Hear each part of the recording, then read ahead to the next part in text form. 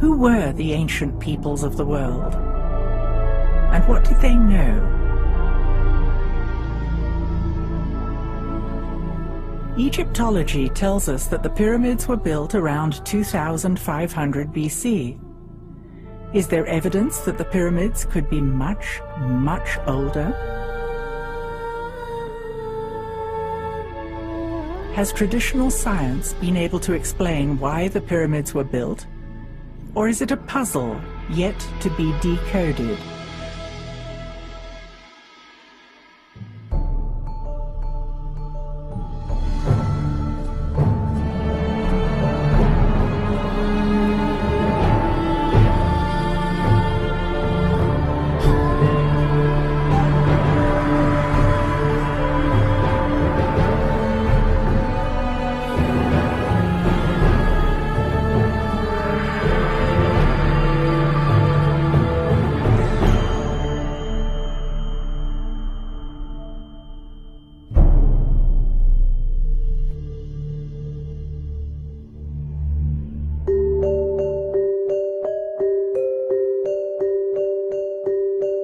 At the geodesic center of the world, at the mouth of the Nile Delta, there are pyramids built by an early civilization clustering at 6 distinct sites.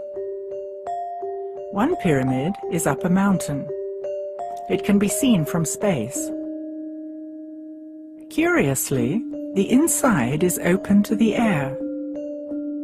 What was its function?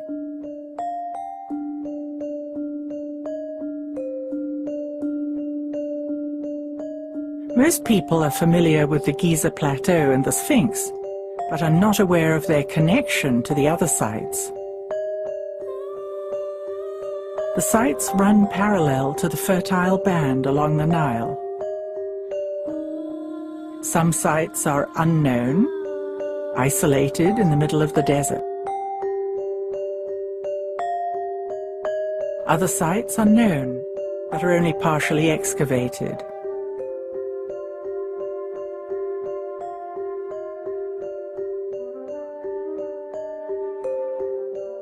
The monumental nature of the sites is hypnotic and stimulates our wonder and curiosity.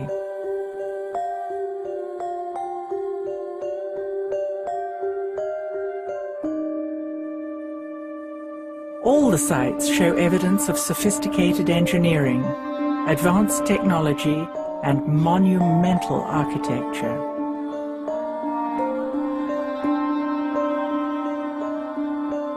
Could the ancients have had an understanding of a superior science? Is it conceivable that there's a correlation between the sky and the ground?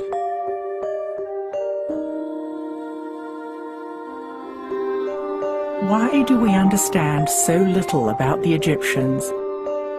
We are told their technology was primitive, yet the temple walls show the ancients making precise calculations. There is plenty of evidence that paints a fuller picture. Let's go and see for ourselves.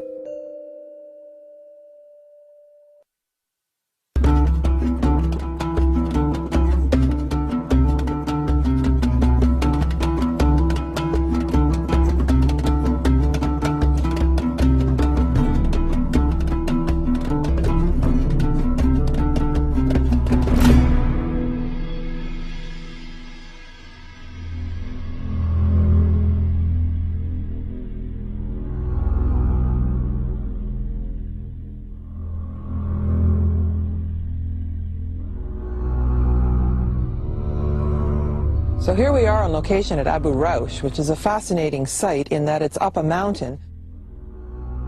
This is a pyramid like no other, open to the air. This site really debunks the theory of pulling stones with rope to get them up on top of a pyramid, in that the stone would have to come up a mountain before it went up a pyramid.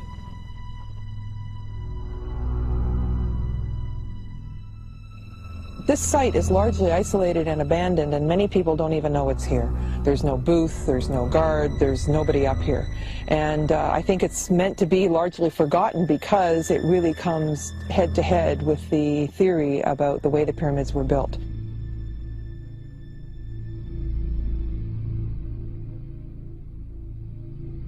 When you look around the site, you see evidence of small stones that are newer, medium stones, and then the ancient large stones.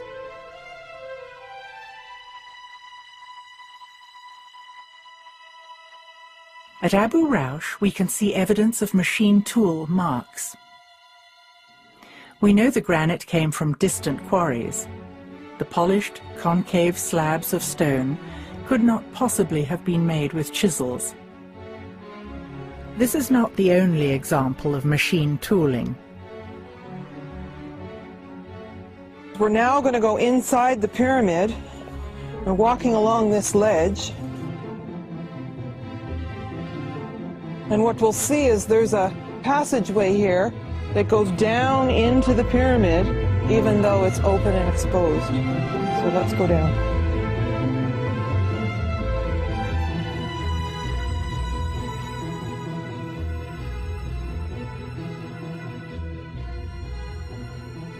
If you stand here, all the way through this area, the stone seems to be blackened, and it's evidence of high heat of some kind. I tend to think this was going on during the ancient times, but it's still very curious. There's a pit here, and the stone's obviously broken, and I think that they were heating something.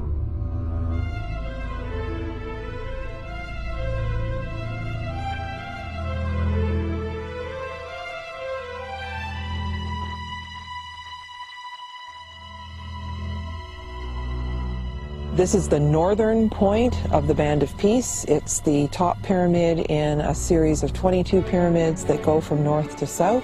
So we're now north of the Giza Plateau.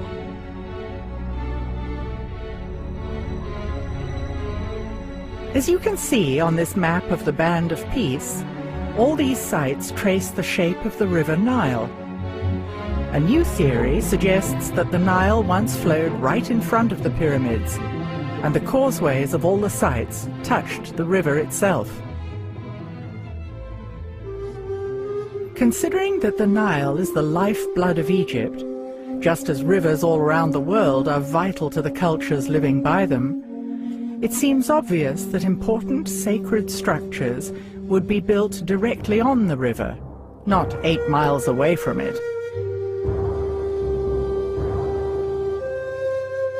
How long would it take this river to migrate 8 miles? Looking at geological time provides yet another clue to finding out when these magnificent structures may have been built.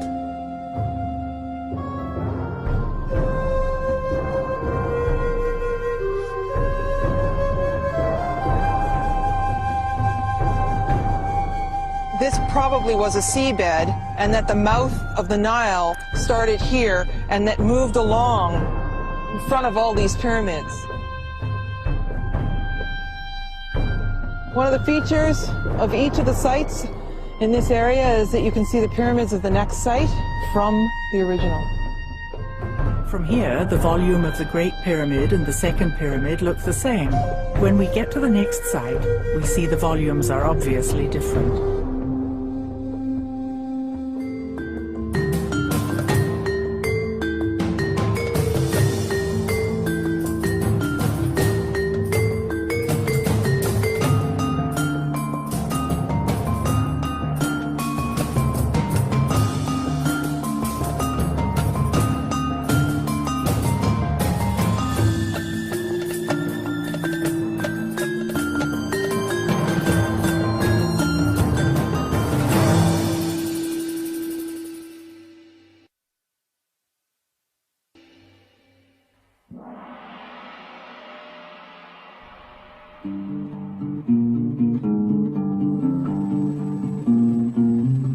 It's hard not to be amazed by the pyramids of the Giza Plateau. The Great Pyramid covers 13 acres. It was constructed of 2.3 million stones weighing up to 200 tons each. must have had a level of engineering science that it was unbelievable. Indeed, they managed to have an order of which they based on this so-called cosmic order, which lasted for 3,000 years. No other civilization has done this. Why is ancient Egypt still so mysterious to us? Are we looking in the wrong place? Or are we looking in the wrong way? We look at everything through our sociocultural context, and so it's very difficult for us to look through that and see another possibility for how life could have been. And we also have to be willing to depart from our own traditional ways of looking at things. That's what's really stopping us from understanding the ancients. We may need to reconsider what we've been told and what we think we've seen.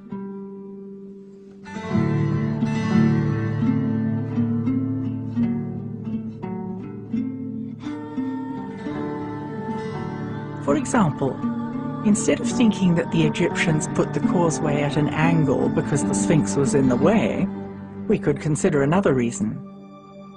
At summer solstice, the sun rises along the causeway in front of the Great Pyramid and moves across the sky, setting between the Second and the Great Pyramid, making it hotter in summer. In the winter, the sun rises in line with the Grand Causeway by the Second Pyramid and sets between the Second and Third Pyramids, making a short trajectory, resulting in cooler weather. It appears that the causeways are deliberately pointing towards the rising sun on the summer and winter solstices. Orthodox Egyptologists insist that the pyramids were tombs. Of all of the wild theories floating around the pyramids, the actual wildest is the one that's accepted without question by all Egyptologists, which is that the pyramids served as tombs. All of those concepts about it being a tomb are nonsense. Of all of the theories for which there's zero evidence, that one has zero squared evidence. In fact, I don't even think there's good evidence that it ever was a tomb for any pharaoh whatsoever. I mean, it's obvious we don't find mummies in the pyramids. There's no question you can bring up that isn't debatable. The Egyptians themselves, in at least one stone tablet and one papyrus, tell the story that ancient Egypt is much, much older than the Egyptologists think it is. Where the Great Pyramid sits, I believe, is on a much more ancient site. Under the Great Pyramid to this day is the descending passage in the subterranean chamber. I think there's very good evidence that that was carved out in what we would call pre-dynastic times. That goes back to a very ancient day. Based on the hieroglyphics that we have, the second pyramid was in many ways regarded as the primary pyramid on the Giza Plateau. Actually, from many angles on the Giza Plateau, the second pyramid is dominant. The structure underneath it, or the base of it, was older than even the Great Pyramid. There was a platform-type structure where the second pyramid is now. You can see from the platform that it's larger than the pyramid, suggesting there was once something else there. Around the base is a ring of granite, red granite, and at least from what I've seen in Egypt, this is something that was often used around the bases or on structures when they were renewing them, they were refurbishing them, they were taking older structures, re-energizing them, rebuilding them. It's demonstrable in that the second pyramid is very definitely built in at least 2 stages, the third built in 2 or more stages. I mean, we really don't at the moment have anything to even provisionally to date them with. With the Sphinx we do. Looking at the weathering on the Sphinx and the Sphinx enclosure, that weathering was clearly formed by runoff from rain, from precipitation. We have the severe weathering, which 99% of the geologists of the world who've heard our evidence concur that it is indeed water weathering and precipitation induced. So it has to have been done by heavy rainfalls in the distant past, and the question then is, how distant was that past? That runoff is coming from up on the plateau. Follow up the plateau northwest of the Sphinx, you ultimately hit the Great Pyramid. The natural topography is the water would run down the back of the Sphinx enclosure, and that's where you see the greatest amount of water precipitation weathering. To have that surface hydrology, you need to have the plateau relatively intact. Now, if you look, currently there's a big quarry interrupting the water flow. So we know that the water flow that was causing that weathering had to occur before that quarry existed. That quarry is well known Egyptologically by inscriptions, etc. That was a quarry that was used when the Great Pyramid was built. So that means that the Sphinx must have been carved earlier. The water was still running down the back of the enclosure wall and causing that weathering before that quarry was a quarry, which means that occurs before the Great Pyramid was built. Basically, we have right there disrupted the traditional chronology. Even Egyptologists agree that the Giza Plateau has a unified ground plan. How does the Great Pyramid display evidence of this correlation? I do think when it was what we would call partially built, it was used as an astronomical observatory. The Grand Gallery, perfectly aligned north-south, opening to the southern sky, would have made a wonderful observational tube, essentially, looking up into the sky. We have shafts pointing to certain stars, Orion's Belt series.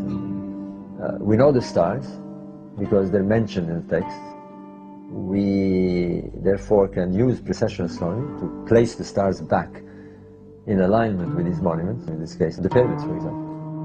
The Great Pyramid stands exactly at the center of the largest land mass on the planet. Yet, we had no idea of the position of continents until 600 years ago. How could they have known? I've shown that Giza, if interpreted as being Orion's belt counterpart, then the layout of the three pyramids, as they are to the ground meridian, would fit a celestial meridian of these stars at 10,500 BC. They reach the very lowest point in their up and down move. Looking east, you had the Sphinx looking at the constellation of Leo. So you have two major monuments on the same site, looking at constellations that are representative of these features on the ground in the sky. We have evidence that they did it, and the alignments were there. Now, could the pyramid builders have been aware of these alignments? Or why not?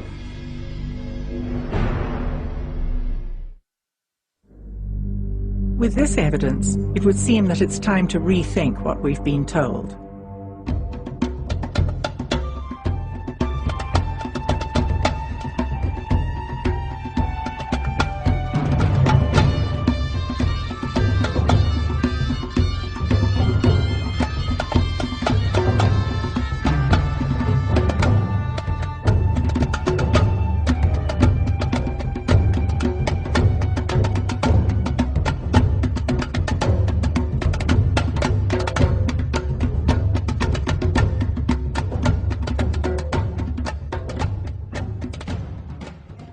Here we are at Abu Ghurab. You can see that there's no road, no ticket booth, no nothing. This is a very isolated area.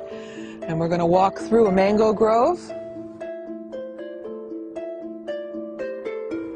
If you were to get on a camel and ride south from Giza Plateau, you'd come up over the sand dune and see these other pyramids. So as we approach up here, you see a pile of rubble, but really what it is the base of the largest obelisk that ever was in Egypt.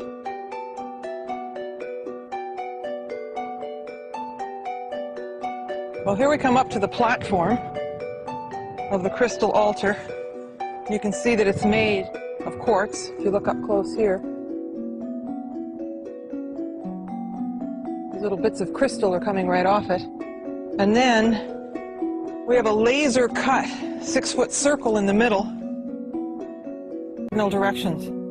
Made out of single solid pieces of quartz.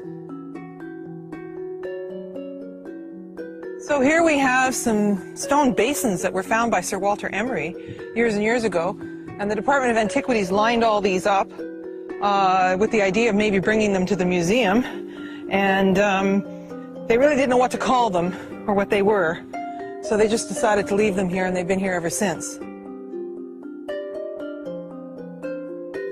But if you look at the features on these, they're actually made out of quartz crystal.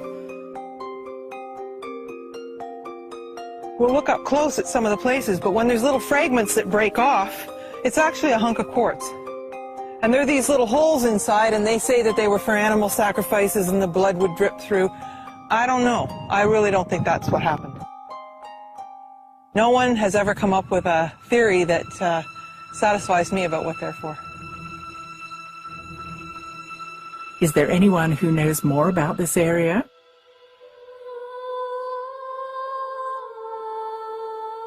Hakim Awiyan is an indigenous wisdom keeper who was born in the village of Abu Sir. He trained in Europe as an archaeologist. Hakim lived his whole life in the area known as the Band of Peace.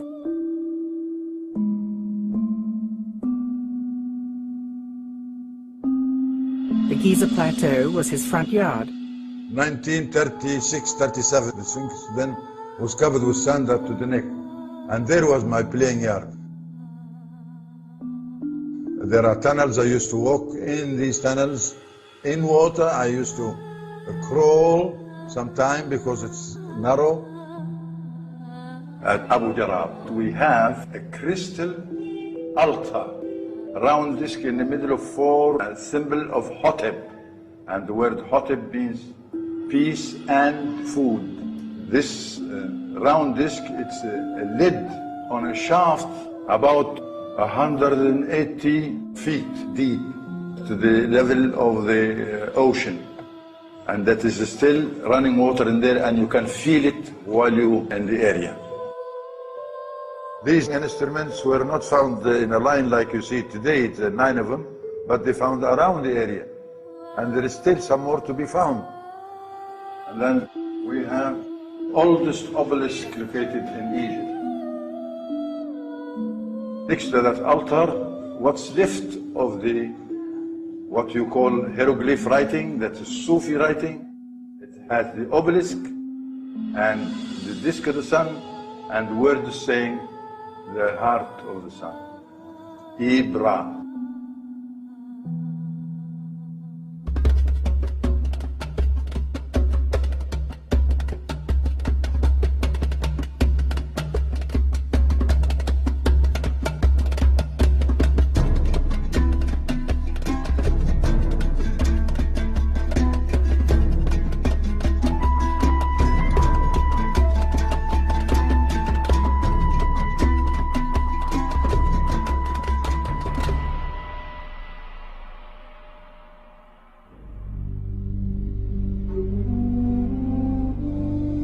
Arriving at Abu Sir, we can imagine the ancient priests and priestesses who trained as high-level initiates here. Just as we have monks, nuns, and priests nowadays, the ancients trained initiates in ritual practices that served the highest good of mankind.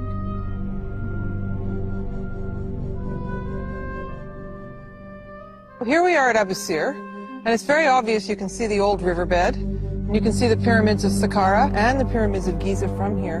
But more importantly, you can see the old causeway, and you can imagine that boats used to come along the river, and then the high-level initiates would just step off the boat and walk up the grand causeway and through the pillars into the temple, which is in front of the main pyramid. Spiritual connections would nourish the initiates, instilling a sense of peace and purpose. These elegant columns are carved from solid granite. There's something about these black floors that you just imagine them being polished and the beauty in here. Similarly, You can see a beautiful black floor in the temple to the east of the Great Pyramid. The rituals of ancient Egyptians were dictated by the stars. For example, the ancients tracked the movement of the most prominent star in the night sky, Sirius. Through watching night after night, season after season, they realized that this star would drop below the horizon and remain out of sight for 70 days each year. Its return was awaited with anticipation because it coincided with the flooding of the Nile. Now, what happens during those 70 days? Well, if you observe the sky, you will notice that the sun reaches a certain point in its apparent cycle along the zodiac. It's somewhere above Orion at the beginning of the 70 days. And it drifts approximately a degree every day towards the constellation of Leo. So the 70 days are bracketed by Leo and a point somewhere above Orion. That point is where the Pleiades are. In the sky it's very clear. I mean, we know what happens during 70 days. Now, assuming on the ground that the three stars are represented by the three pyramids of Giza, and that the temple of Heliopolis represents the constellation of Leo, then you have another feature. You have the Nile that separates them both. Similarly in the sky, the sun at the beginning of these 70 days is about to cross the Milky Way and head towards Leo. So if you take the three stars of Orion's belt as being the three pyramids, then you have a scale. You know the distance, and therefore you know the stellar scale that you're talking about. And if you use that scale, you work on the same scale, then the position of Abu Sir fits the Pleiades. And surprisingly, there are 6 pyramids there, and there are 6 or 7 stars there, and they seem to be in a cluster. And indeed, the sun's path is just below the Pleiades. It's not through them, just below them. And odd enough, we find the sun temples just below the Abu Sir pyramids. So we've got sun temple to sun temple. I now call it sun stations. It looks like these were the stations that on the ground the solar king performed these 70 days rituals. A bit like the stations of the cross. So you can see them in a much more archaic and grandiose way. The king went along to these stations, if you like, to perform his rituals, his passion.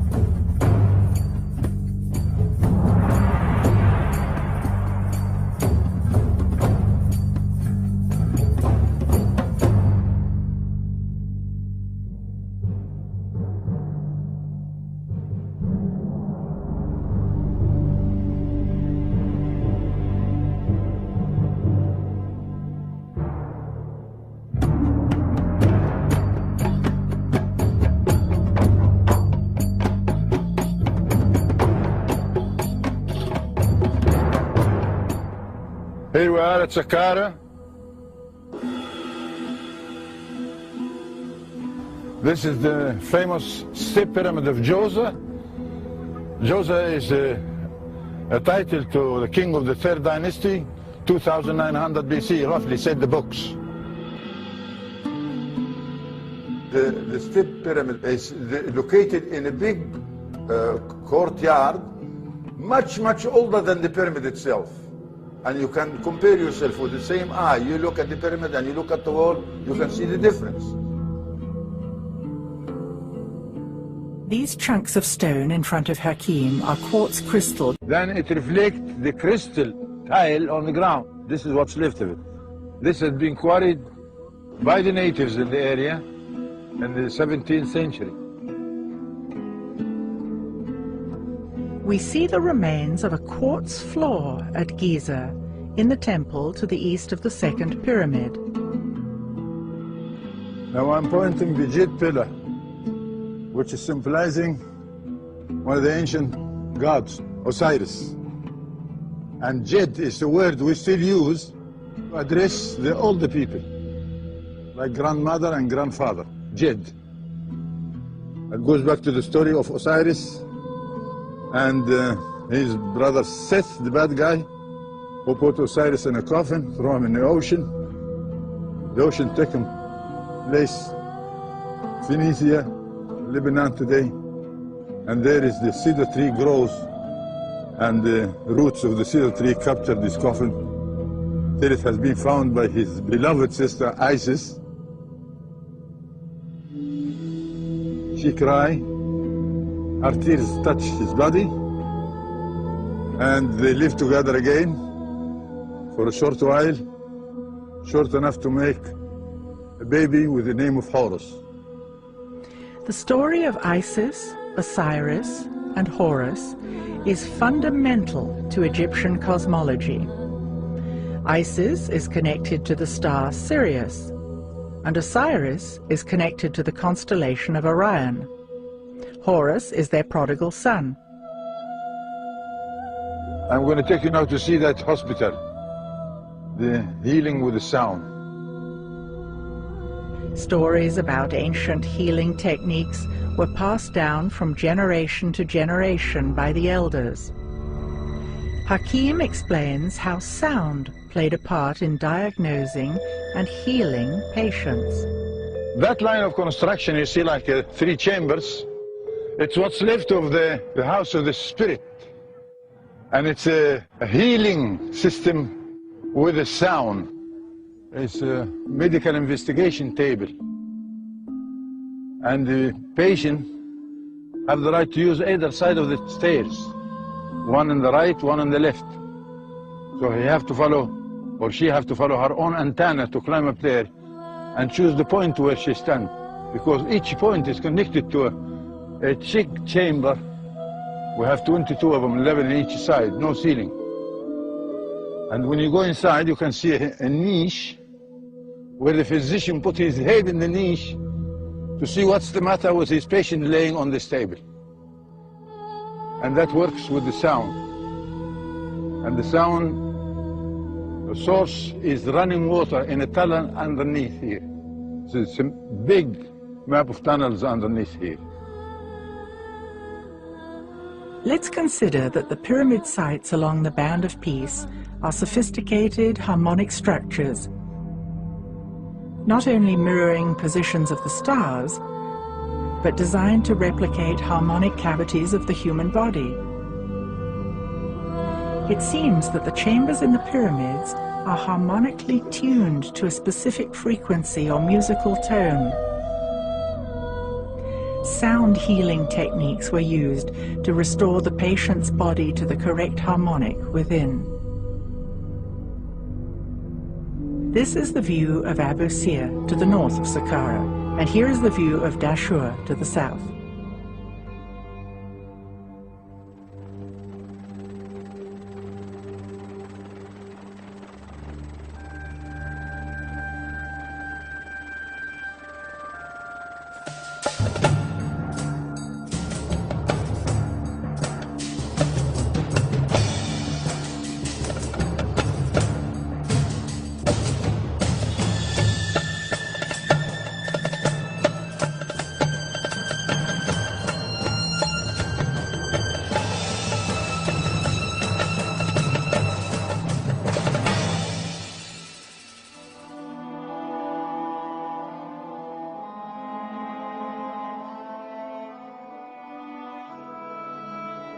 Here we are on location at the Bent Pyramid.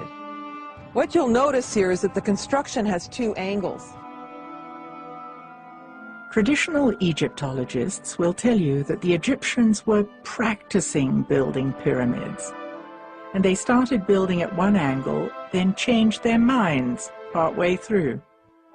This is the kind of thinking that paints the ancient Egyptians as infantile and misguided. But is there another way of looking at it? We call these constructions at that area in Dashur related to king called Sneferu. At Dashur, there are 3 pyramids with 3 burial chambers in each, 9 in total. Traditional Egyptology tells us that the entire site was built by Sneferu. If the established story that the pyramids are tombs is correct, why would Sneferu have needed so many? Sneferu would have had 9 different possibilities and options for where he would have been buried, which again is illogical. So this comes back to the fact that understanding the Egyptians in terms of traditional Egyptology means that they were misguided and illogical. I don't think this was the case. Now, when you come to the word Sneferu, sin means double. Nefer is harmony, so it's double harmony. It's not a name of a person, but it's the energy we get from these constructions. Let's consider that the pyramid sites along the Band of Peace are sophisticated harmonic structures.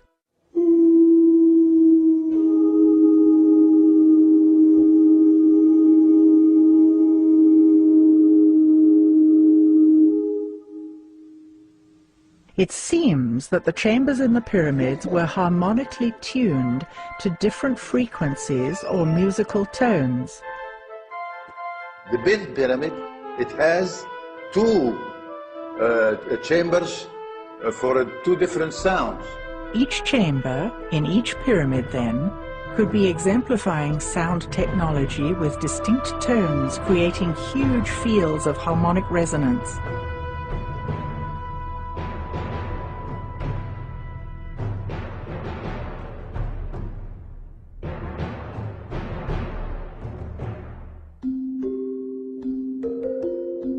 At Dashur, we have the Red Pyramid and the Black Pyramid.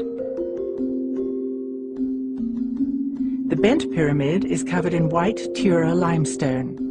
So we have red, white, and black. Maybe this is a clue to the Giza pyramids also having distinct colors in the past. It would seem that the Great Pyramid would have been shimmering white with its casing stones. The second pyramid still glimmers red. And the third pyramid has the remnants of black stones.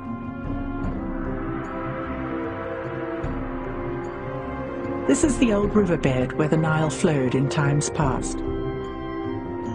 Here is the Black Pyramid.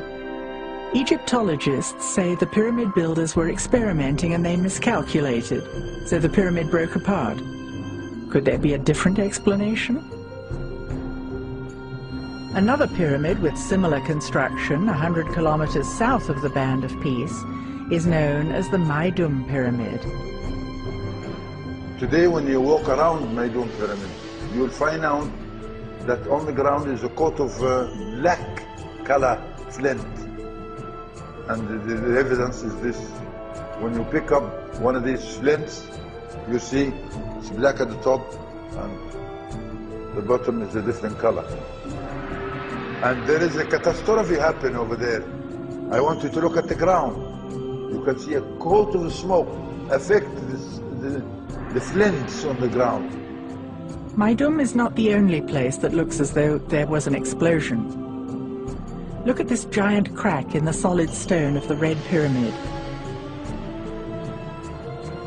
It would have taken a huge force to crack the solid rock.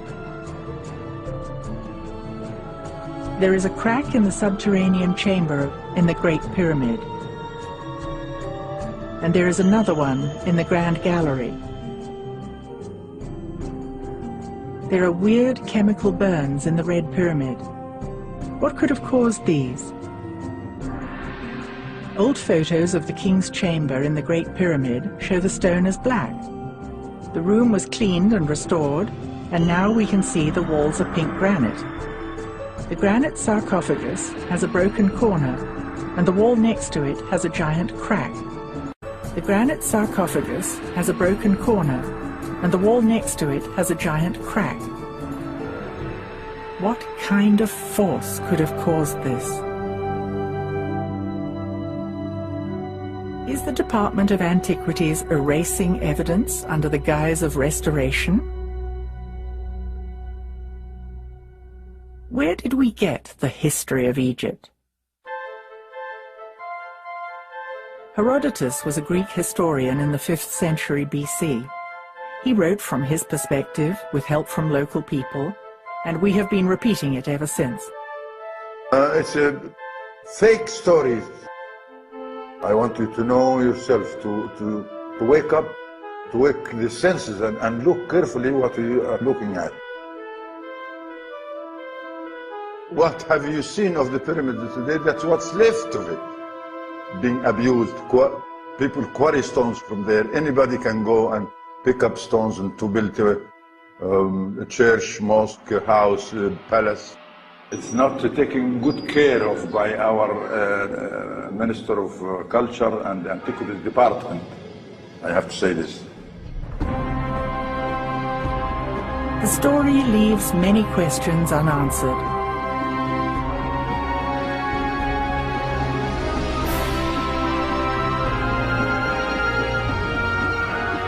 Maybe it is time we use the evidence to reconsider what we've been told.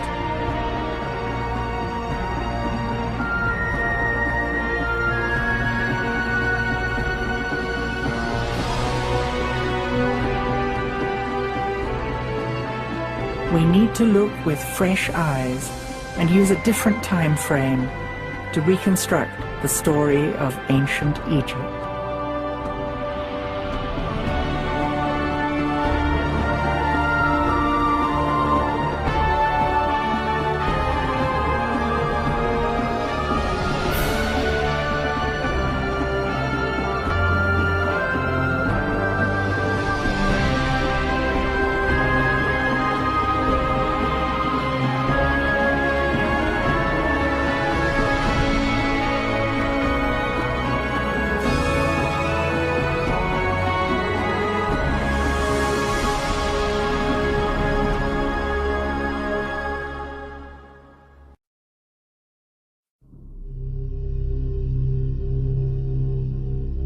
We are accustomed to our own technology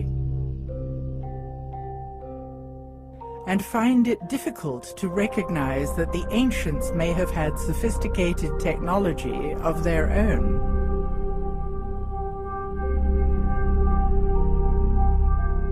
Since the technology of the ancients is not obvious to us, are we looking in the wrong place?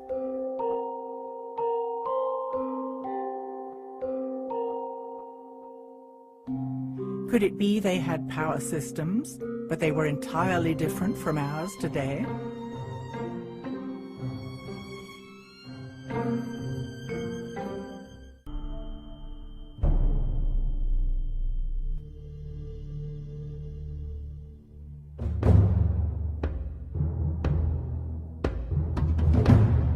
Looking at the architecture of structures from ancient Egypt stimulates a sense of wonder. Clearly, Egyptian monuments rival the grandeur of our most modern buildings today. Yet we are taught to believe that we are the ones with knowledge of high technology, something the ancients could not possibly have had. As long as we think that the ancients weren't able to use high technology, then we're not looking for it. And yet, the evidence is right in front of our eyes. We find megalithic sites everywhere around the world. So there's certain things in common that they all seem to know, and we don't know it. Yeah, a lot of people are trying to figure out why mankind built these structures out of these huge megalithic stones. We don't even know how to move 200, 300-ton stones very well today, let alone 4,000 or 5,000 years ago.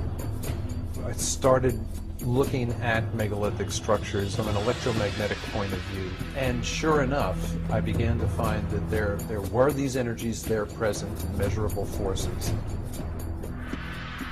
Strange things happen sometimes in sacred sites, and those are clues that the physics that we're taught in school is not everything.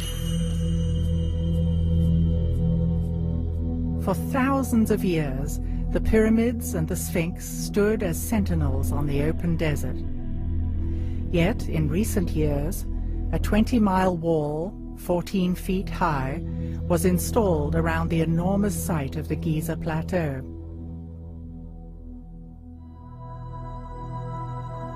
There are about 100 armed guards patrolling the pyramids at night. Applications for investigative academic research, while entertained initially, are almost all routinely refused. Unlike in times past, tourists are now being restricted from taking photographs in the Egyptian Museum. The monuments of Egypt are World Heritage Sites. Why is access and legitimate scientific research being systematically restricted? Much of ancient Egypt remains undiscovered. Satellite images show traces of buried structures that are still not excavated. In the name of protecting sites, are Egyptian authorities preventing us from learning the truth about our ancient past?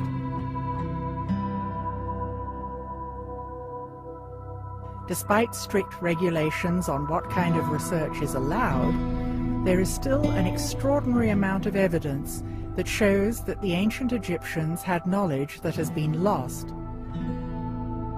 We don't have the technology to build the pyramids now. Not even close. We're not the most evolved we've ever been. And that is one of the blinders that has stopped us from imagining that the ancients could have been far smarter than us. Hakim Awian was raised by indigenous elders who lived in the area of the Band of Peace. Having preserved the ancient Suf language, stories were passed down generation after generation. Fragments of knowledge from the ancient past were thus preserved. If my colleague, the scholar, who learned to say that the Egyptians have a piece of rope put around a block of stone, at least 60-ton weight, and pulled and pushed by animals and run on wooden blocks. This is what the scholars are saying. We may never be exactly sure how the pyramids were built. Yet we can begin to reconstruct our understanding of the culture living in the Golden Age and their values. Traditional Egyptology insists that the pyramids were built by slaves to feed the egos of kings. Does this fit with our emerging construct of Egypt in a golden age? There is no slavery. All workers are willingly pyramids builder. This is a qualified people of architecture,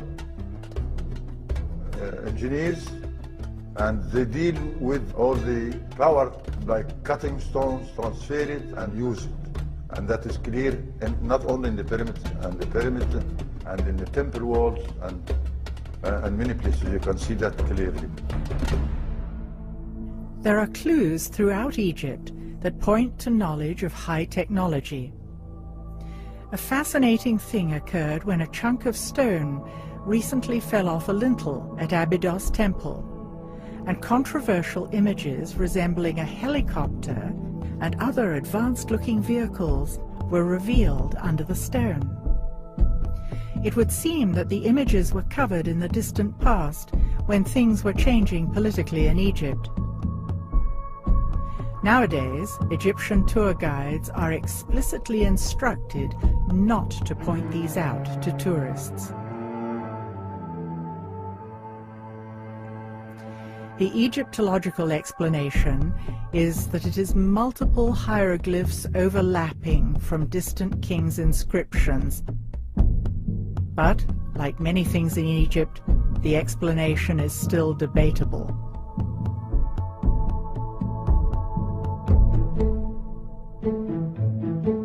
Another controversial object that Egyptologists merely deem impossible is the artifact commonly known as the Baghdad Battery, that generates a mild electrical charge. Similar ancient artifacts that match these objects have been found in Egypt. We can't say for certain, but it would appear that the Egyptians documented the existence of these artifacts as well. Recreations of these objects have been made and have successfully created electric current. Also noteworthy are strange representations of objects that resemble light bulbs, found in the crypts at Dendera. There was no natural light inside these underground crypts, but we see no soot from torches or oil lamps, the only lights we know the ancients used. Could the ancient Egyptians have had their own source of electrical power? If nothing else, the ancients had to cut, move, and lift massive stone blocks that would challenge our engineers today. What was their secret? We automatically assume that ancient structures are for ceremonial and religious purposes. Maybe the pyramids served a completely different function than previously imagined. There's been lots of speculation about what the pyramids were actually built for. The most accepted notion is that they were tombs.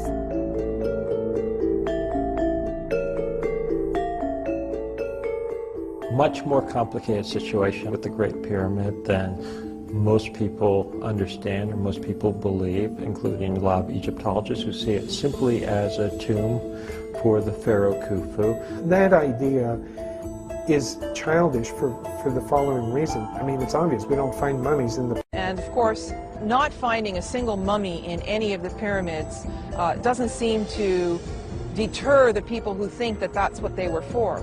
Yes, there's something that's sometimes referred to as a stone sarcophagus or coffer in it, a beautiful granite structure, but that doesn't prove definitively in my mind that it was ever actually used for a tomb. It may have been used for many other purposes. Pyramids were built not as a tomb. There are some pyramids built in a different construction, like the one in Saqqara, Step Pyramid, that is tomb. Look at the obvious difference in construction between the Step Pyramid and the Great Pyramid. The difference in style of construction would logically indicate they were built in different time frames. The buildings we know to be tombs, like the Step Pyramid at Saqqara and the flat-topped mastabas also at Saqqara, are very different from the smooth-sided pyramids at Giza and Dashur. Typically in Egypt, older constructions are built of larger stones. New constructions are built of smaller stones. Also, in archaeology, older structures are deeper. Newer structures are found closer to the surface. Every other tomb that has been found is highly decorated with names of the occupant. The inside of these pyramids seems solely functional and not decorative at all. But if we stop altogether and say, okay, if they weren't tombs, what were they? What are the biggest structures that modern man builds on the planet? The biggest, most awe-inspiring structures we create are hydroelectric dams. Why are we willing to invest such awe-inspiring amounts of labor and effort in constructing those? Because we know we're going to get a very valuable physical return in the form of electricity. And by comparison, I wonder if the ancient megalith builders weren't willing to invest such staggering amounts of resources by even smaller populations because they knew that they could get something very physical and worthwhile back from it. People are fascinated by Egyptian monuments. and some report the energy is palpable at these sites. Is it possible to confirm this energy through scientific means? What I've been finding in the last 20 years of research, a lot of experiments have been done that show that there's a certain type of energy that does not exist in our current science. It's unknown to our current science. We call it subtle energy. Well, this is a whole new trend of thought in looking at ancient structures, that maybe the ancients understood subtle energies. So this appears to be a technology that may have existed in megalithic societies. You know, these societies that built things out of big stones. It makes sense that you could motivate an entire population to invest so heavily in building these structures, I think. And I don't mean to say by any means that this is the only purpose of the megaliths, but I think it's pretty clear that it's at least one of the primary or one of the important purposes for building these structures. We find megalithic sites everywhere around the world, and there's a tendency to make circles or certain types of formations. Megalithic sites occur all over the world.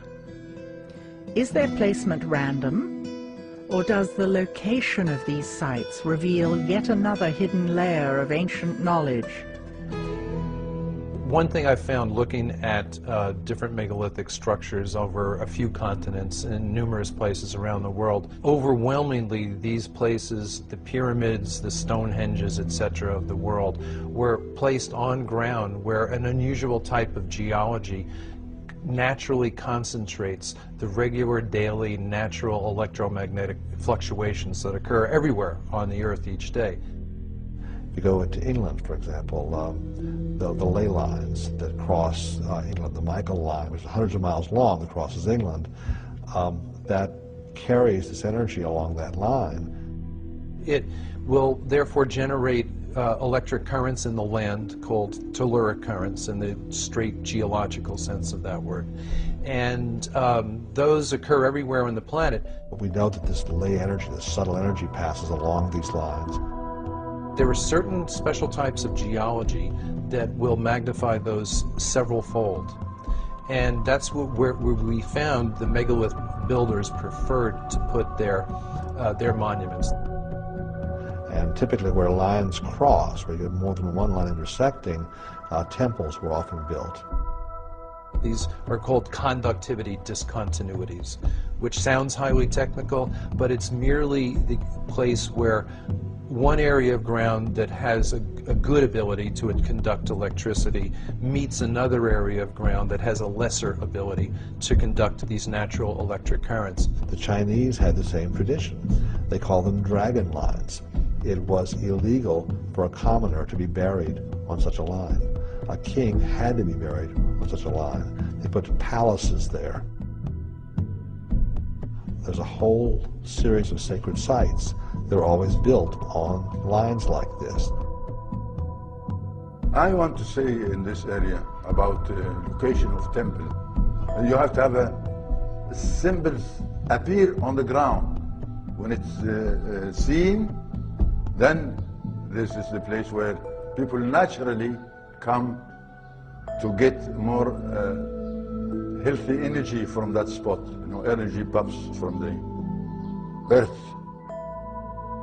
And it appears as though they were attempting to control the flow of this energy and use it for their own purposes.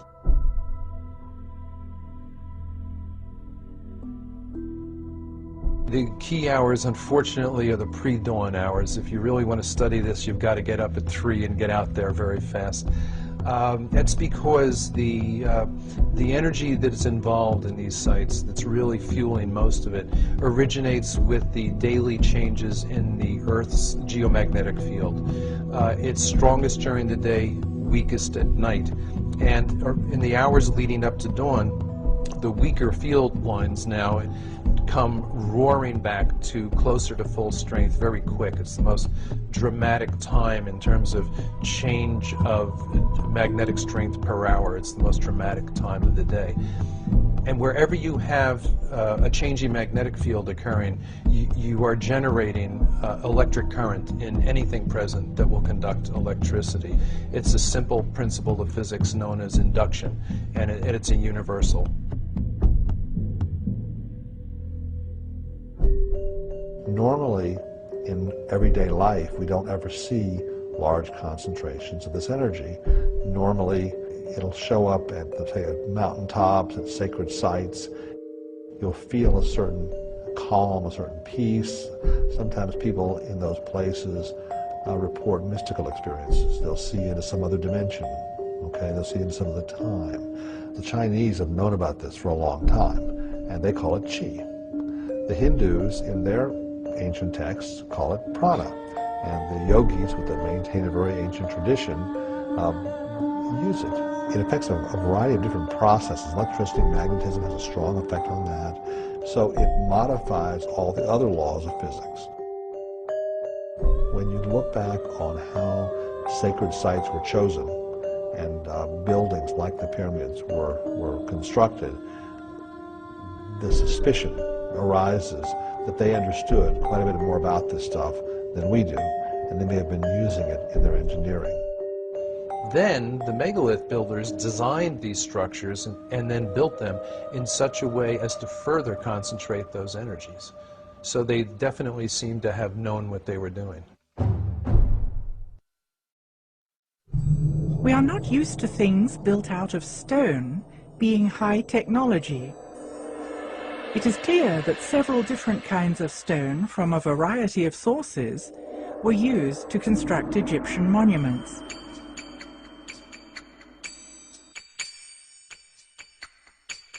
Did the distinct qualities of the stones serve a special purpose? What I do find fascinating is that the core of the pyramids, at least at Giza, are made out of one type of limestone. Now, it is the limestone that was closest, but it also happens to be the type that's called dolomite because it's got a high magnesium content. And the whiter Tura limestone, which, granted, it's whiter and it's prettier and all that, but it also has almost zero magnesium content. And therefore it's a much poorer conductor of electricity. It's closer to a pure calcium carbonate, which is what all limestone is. And pure calcium carbonate conducts electricity much more poorly than dolomite does. It's interesting to me that those outer stones were the ones that they cut so precisely that all these thousands of years later you still can't get a razor blade between them. Because basically what we've got here is we've got a situation with a highly electrically conductive core of those pyramids wrapped in what is effectively a very effective insulator. Why the granite in the passageways, you know? And so, of course, I'm thinking from an electrical point of view and a physical point of view. Is there anything special about granite? And yeah, there is. Granite is slightly radioactive, and it will ionize or electrify the air. Releases radon gas, which is radioactive. Granite is a transmission stone. It's not dead stone. It's alive. So you have these sealed shafts with granite linings, and I wonder if it wasn't designed to keep an electrical charge present in those shafts. They were built exactly like, if you will, an insulated wire, only more so because you've got all the charge in the ground that's spread across the base, concentrated all the way up into this tiny spot at the top.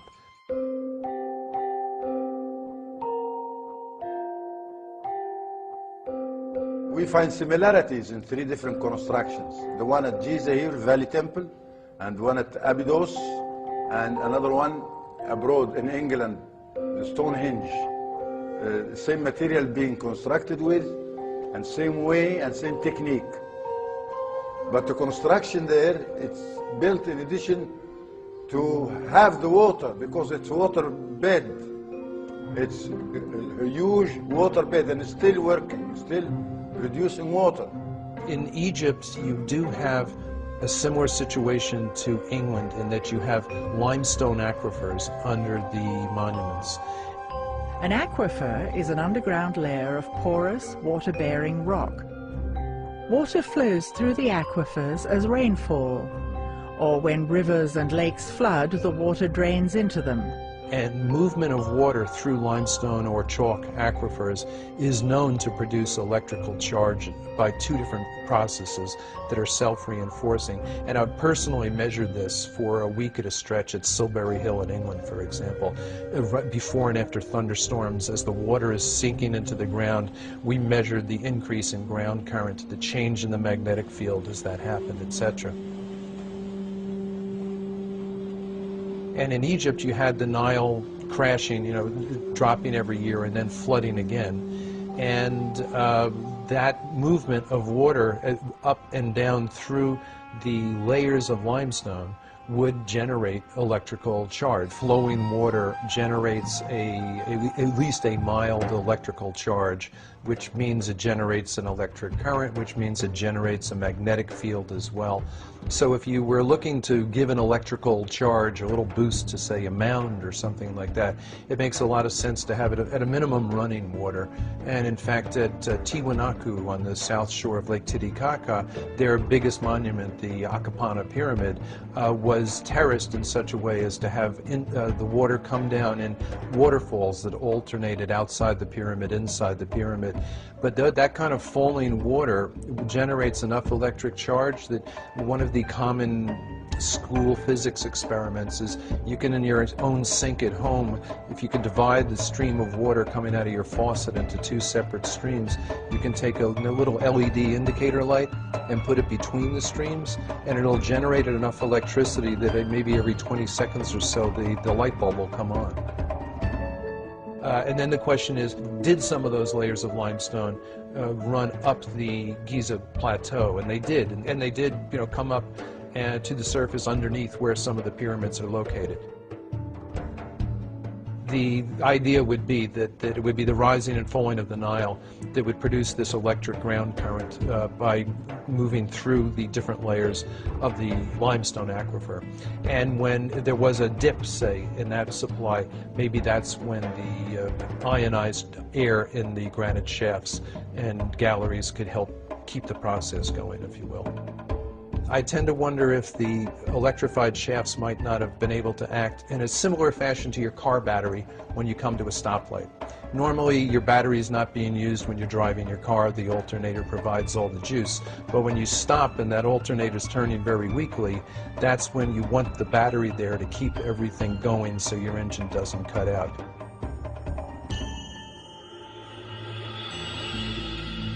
So you've got this concentration of negative charge from the ground at the peak of the pyramid or mound, and a concentration of positive charge above it. And if those two become strong enough, you can start to get brush discharge, which would mean it would glow, like ball lightning, for example. It's a theory.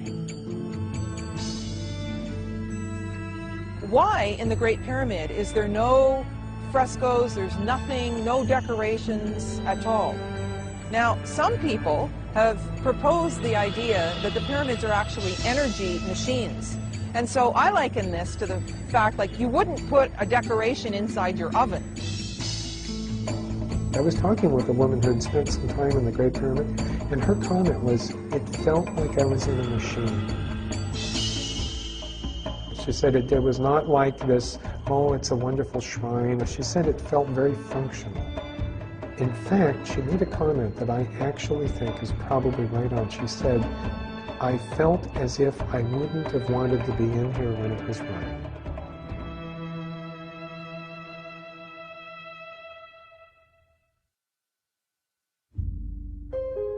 Invisible, subtle energy occurs around us all the time and is measurable by science. We had noticed a lot of people showing us photographs from megalithic sites that disproportionately often seem to have these balls of light in there, usually flash photos. Orbs are often written off as dust or other particles in the air, but that does not change the fact that they seem to occur more often in particular places at particular times. At Tikal, at the top of the most energetic pyramid that we found down there, We took a lot of flash photos during the course of our 8-hour stakeouts, which would run from roughly 3 a.m. till 11 a.m. And on the pyramids that were electrically dead, that had no juice, nothing going on, which were the big fancy ones, but the most recently built ones, we would take photos and find out eventually when they were developed, no orbs, no glowing balls of light. But on the oldest pyramid down there, where we did work and got all kinds of results, that was 1,200 years older than the big fancier ones. In that case, the photography we got back from our own simple flash cameras, they were literally choking the screen with these balls at the period at which the air had its highest in electrical charge. And on the strongest day down there, I was recording electrical charge higher than I've recorded even in thunderstorms back home. We don't know what orbs are, but our personal guess is that they're balls of ionized or electrified air that will tend to hang together. A good analogy would be ball lightning, where it's simply so electrified that the molecules are excited enough to glow. Other evidence shows that there is energy occurring naturally everywhere on the planet that our science knows about but seems to ignore. Nikola Tesla sought to provide the world with free wireless electricity for everybody on Earth. He discovered that electricity occurred naturally throughout the Earth's atmosphere and ground. The telluric currents in the ground that John Burke discussed, and the electricity present in the ionosphere and the atmosphere, which is ionized by the sun, he also created and developed ways to harness those energies. Tesla, who would teach Nikola Tesla to get to that power of electricity? And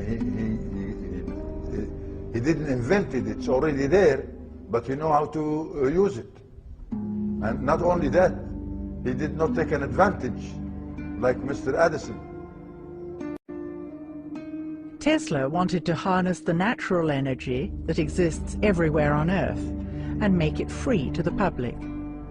Edison endeavored to produce and distribute electricity by creating a regulated monopoly for profit. He became rich and the people more light into their home. Yeah, so Nikola Tesla, he's the one think of how to use this energy. Between 1901 and 1917, the Tesla Tower was built on Long Island as a wireless broadcasting system for telephone and electrical signals. Interestingly, it was constructed on an aquifer with descending passageways and tunnels beneath it. At the time, few understood how it worked. Tesla's funding was ultimately dropped by J.P. Morgan because Tesla wanted the wireless electricity to be free, and therefore J.P. Morgan couldn't make a profit. So even though Tesla's genius was seen by many, he was still driven into obscurity. The energy to create free wireless energy has always existed on our planet, and still exists today. And it's not the only energy on our planet, there are plenty. Rivers are flow by energy, tsunami is energy, frequencies are energy. If we have the electricity now, it's based on explosion energy. Now, the sound energy based on a technology different from the explosion energy, and it's known as implosion energy. This energy was not the kind of energy that we have that pollutes. It was a completely passive energy that had no byproducts.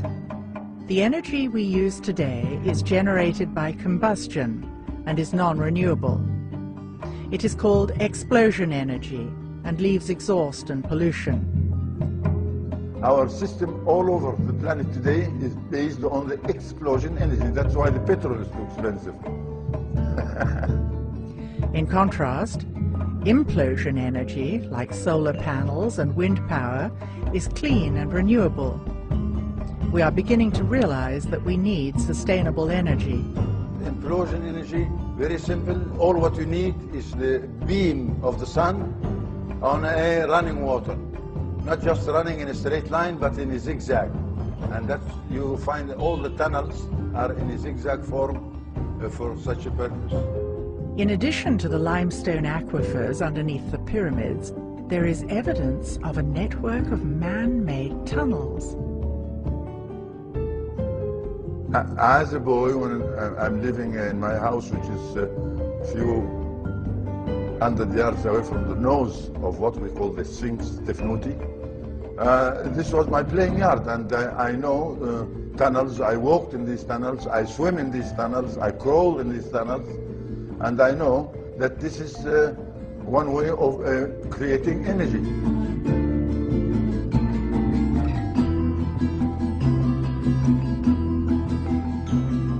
Now this is cost nothing. I mean, all what you need is a beam of the sun reaching the running water underneath the tunnel, and you can see that there are many openers in each tunnel permit this sun beam reach the water. And when it does, then the energy is there. Energy is not just to run your car, or it's run the people, feed the people.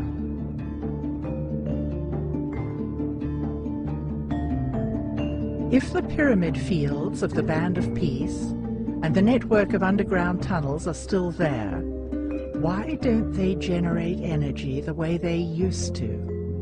In the condition of the pyramids now, stripped of those smooth insulating outer casings, it's going to leak electrical air about as well as a car radiator radiates heat. I mean, it's almost perfectly designed to weaken that, and yet still you get these reports of people like Siemens, who was one of the pioneers of electricity, and he's an Englishman. There's even a unit of electrical, I believe, resistance named after him called the Siemens. He was on top of the Great Pyramid, I think, during the 1880s, and they began to notice that when his Arab guides stood up and spread his fingers, they'd hear a ringing. And when he closed them, you wouldn't. And he stood up, and he could sense the literal electricity in the air. And on the spot, he improvised an instant Leyden jar, which is one of the earliest things they used to use to store electric charge. And he did it by opening a wine bottle, wetting some newspaper, wrapping the wet newspaper around the glass wine bottle, and holding the wine bottle up above his head until sparks started to issue from the wine bottle. And at that point, his Arab guides started accusing him of things like witchcraft. They got into a physical struggle, and he accidentally touched one of the guides with the charged wine bottle, and it knocked the man to the ground and unconscious for a short period, after which they took off down the pyramid. But there was, in other words, a professional scientist familiar with electricity in its rudimentary but accurate forms, sensing exactly that, even in this ruined condition that the pyramid's in today. Yeah.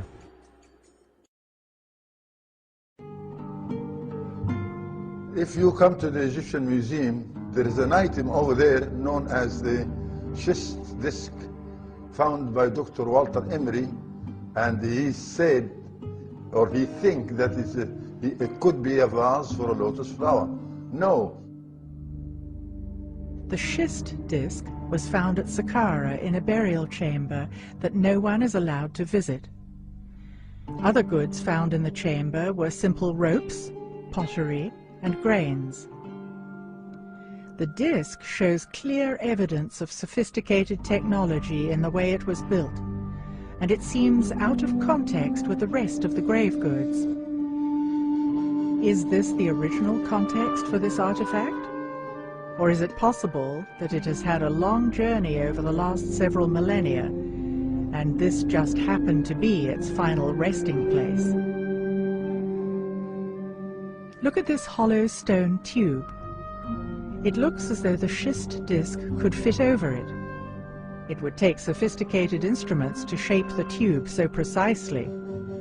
How did they do it? To cut the stone. This is by a sonic cut with no metal instruments like bronze chisel or this. No, it's another stone. And this other stone, it's the hardest stone you can find, which is the diamond. There are pieces of stone lying around that show concave shapes that actually have the machine tooling marks on it. The evidence of the high technology is right in front of us. Look again at these quartz objects. Aside from their unique and amazing shapes, could they have had another purpose? Today, quartz crystal is used as the basis of all kinds of modern technology. It is most commonly used in crystal oscillators. Technology uses oscillating frequencies from tiny quartz crystals that vibrate at certain speeds, with a signature vibration for each device. AM/FM radios, CDs and DVDs, computer processors and Ethernet rely on quartz crystals. Could it be that the ancients were tapping into this technology and using it on a much larger scale, in a way we can only begin to imagine? Of course, we can't say for certain, but based on what we've seen, we can theorize. Energy can be created and manipulated in many ways. It is the lifeblood of a civilization, and therefore an important resource. In Egypt, there are 67 constructions all along the Nile like sails. And for those who has the eye, they can tell from the shape of that construction. The straight form of angles, that is a pyramid or a construction for energy, a plant for energy. That's what we have. A theory that's always struck me, that they were intended actually to somehow or another spiritualize the whole civilization. In other words, to provide a widespread, high level of energy that people needed because a descending age was upon them. And I believe what the pyramid and other certain other structures were constructed for was to basically act as a kind of the equivalent of a street light. You know, if you're in a neighborhood that's maybe not the nicest neighborhood, and it gets dark at night, you like to have bright lights go on. And that's effectively what the Great Pyramid was. Now, these were not lights that illuminated it so that people could see where they were going. It was basically a device, a generator for, if you will, broadcasting and transmitting throughout the planetary structure a type of field which uplifted the entire humanity. And maybe those pyramids were built in some sense or another to stay the decline. Let's call them in some sense or another spiritual granaries designed to somehow store an emotional or spiritual or psychological or some sort of energy that was needed to keep people from becoming the total barbarians that they subsequently became. We had the ability to basically prop up humanity for a while using this system, but what we saw was the street light eventually went out.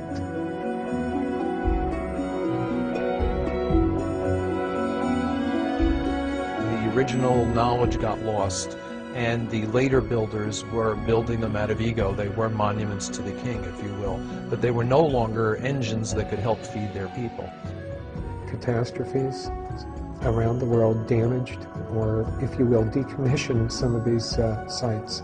So some of them went offline, just like a power plant going offline. I tend to wonder if the few people who knew the secrets to the energy connection with those pyramids didn't die off. If it was a thin chain of, for example, a shaman to his apprentice, and if the wrong people get killed at the right time, that chain is broken, that knowledge gets lost. As long as we think we are more advanced than we've ever been, we are blind to technology based on subtle energies. It's not fair also. It's not fair to deny what you can see and touch by your own hand. This is all needed, a technique, and we have that technique still. but nobody wants to listen.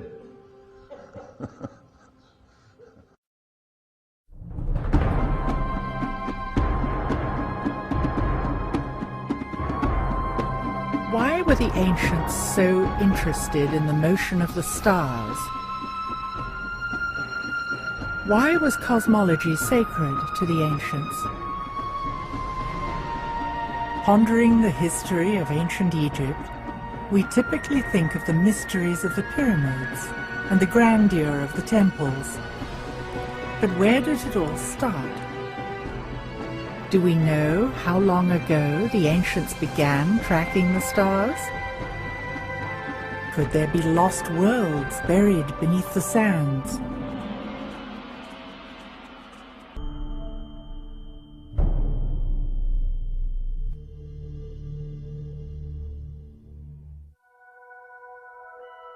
Cosmology is the study of the universe in its totality. We think of cosmology as science, whereas the Egyptians considered it sacred. There's one thing we know about ancient Egypt for certainty, is that they observed the star Sirius.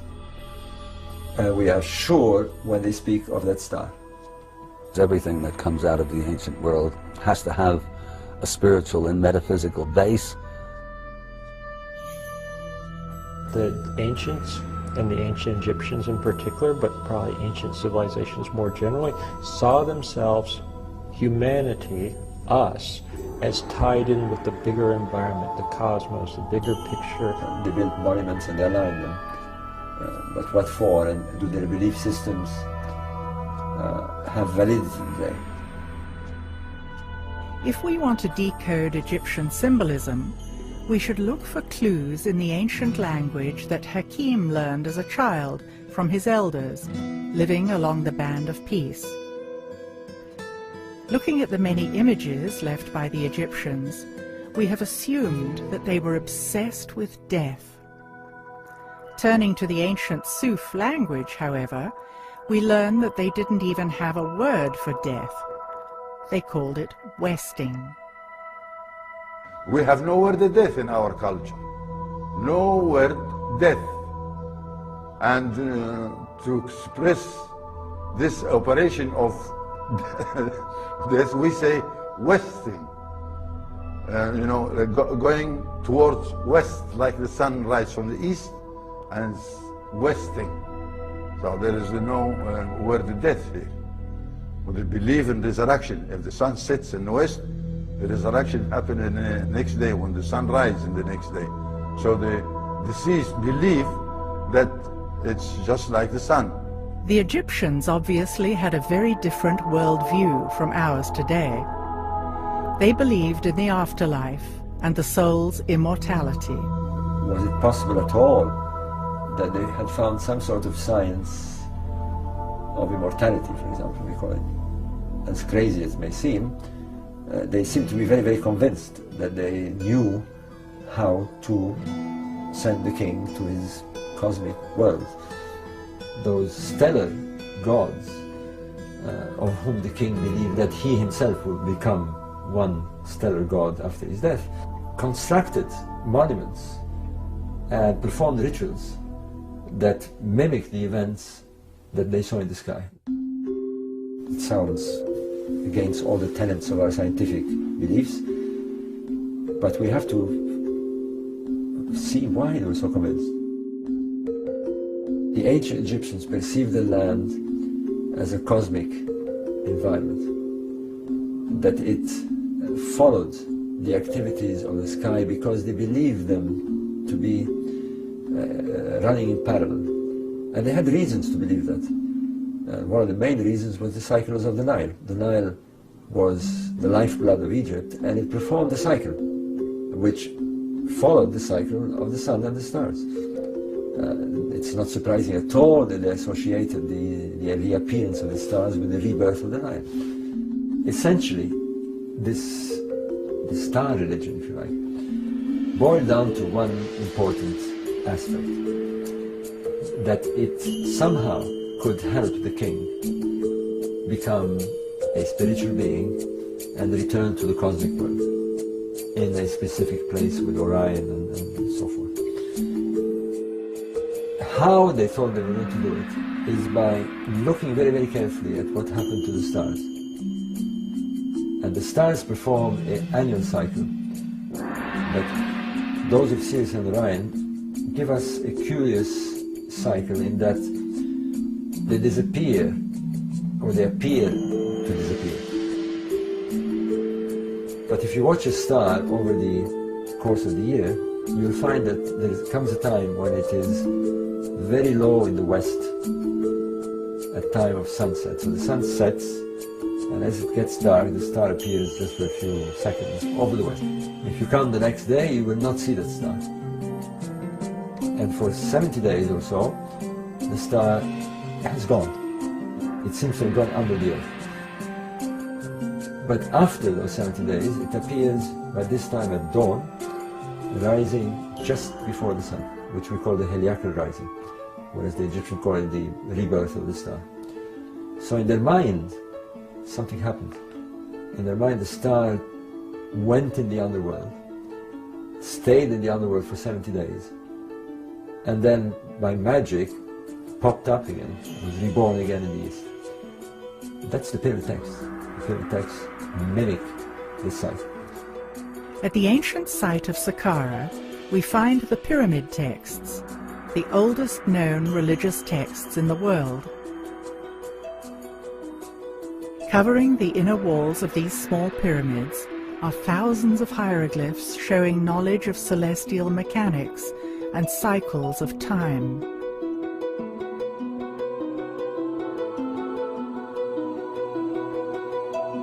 Although we've come a long way in our understanding of hieroglyphs, it is possible that many layers of meaning in the symbols remain hidden.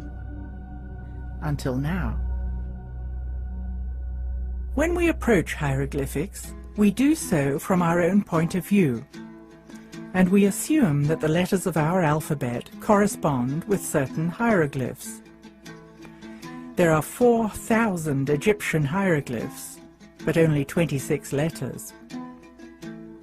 In order to crack the code, we need to open our minds to different levels of meaning. I think it's just familiarity with the way modern languages work. No one expects that a word would work differently. Our mindset is that a letter is the carrier of a phonetic value and that a word is the carrier of a concept. To understand the Egyptian words, you have to start from the approach that the letter is the carrier of the concept and the word is an extended sentence. There are nuances of meanings to the words that you don't get if you don't understand what the individual glyphs mean.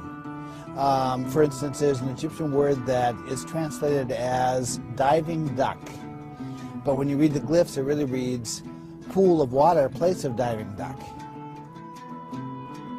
In 1822, French scholar Jean-François Champollion and British scientist Thomas Young deciphered the hieroglyphics from the Rosetta Stone. The stone was created in 196 BC. It showed the same text in hieroglyphic, Greek, and Demotic Egyptian on the one tablet. Scholars have used Champollion's translations as the basis for deciphering hieroglyphs. Could Champollion have missed subtleties, or even withheld some information? One biographical study of Champollion said that he delayed for a very long period of time before producing his translation because, in the words of the study, he clung stubbornly to the idea that an Egyptian glyph might mean something more than just a phonetic value. Laird Scranton is a computer software engineer who has interpreted a new aspect of hieroglyphics. Basically, Egyptian hieroglyphic words work more like an acronym in English, like the phrase FYI, or an acronym such as CIA or CBS, where anyone who reads English understands that you don't try to pronounce this word. This is not a word that you're going to read for its meaning in terms of the letters all put together, It's one letter at a time stands for one word at a time, and you put the words together to get the meaning. If we think of each hieroglyphic word as an acronym, rather than having a phonetic value, a new layer of interpretation appears. Hieroglyphs reveal in symbolic terms the way the ancient Egyptians thought the universe works. I can show that certain key glyph shapes came out of cosmology, which describes how the universe was created. Okay, and because the shapes came out of cosmology, it makes sense that the meanings that attach to the shape are associated with cosmology also. They would have meanings related to the creation of the universe. Once we agree that the sun glyph means what it means, and that's all traditional meanings, it's hard to argue that the word month doesn't say the moon makes an orbit. Or it's hard to argue that the word year doesn't say time of the Earth's orbit around the sun.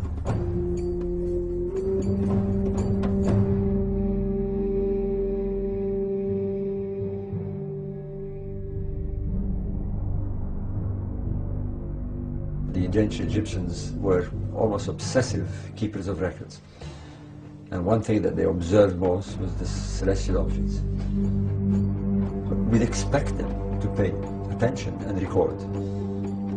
Now, how far back? That's a big question. Well, we now have some sites that go at least 6,000 to 7,000 years before. There's a megalithic site that has been found in the early 70s, but not understood until lately, that has astronomical alignments. And strangely, the astronomical alignments that it has are precisely the ones you find in the Pyramid Age. So Orion, Sirius, the summer solstice, they're all there. It's no more theory. We have evidence that they did it. For decades, author Robert Bauval has been studying the alignment of Egyptian monuments to key stars. Mohammed, shukran. We've come here, and what we're trying to do is get to the Nabta. The most important thing is we get there. Yeah. He is now planning an expedition across the desert to a site called Nabta Playa, 100 kilometers west of the Nile and 30 kilometers north of the Sudanese border. It is the location of Egypt's oldest astronomical measuring device. And when we're there, how do you know we're there? It's all desert. Yes, it's desert. Every place here in Western Desert, I know it. If you can, we're going to need a GPS. Yeah. If you can get one. Yes, I have one. Okay. That makes me feel a lot happier. The team finds out that permits from Cairo have been delayed. Now we wait. You tell us we wait for the answer from Cairo. And so in the meanwhile, let's go and see the sites. Let's go and see some of the temples here. Yeah? Okay. Let's do it.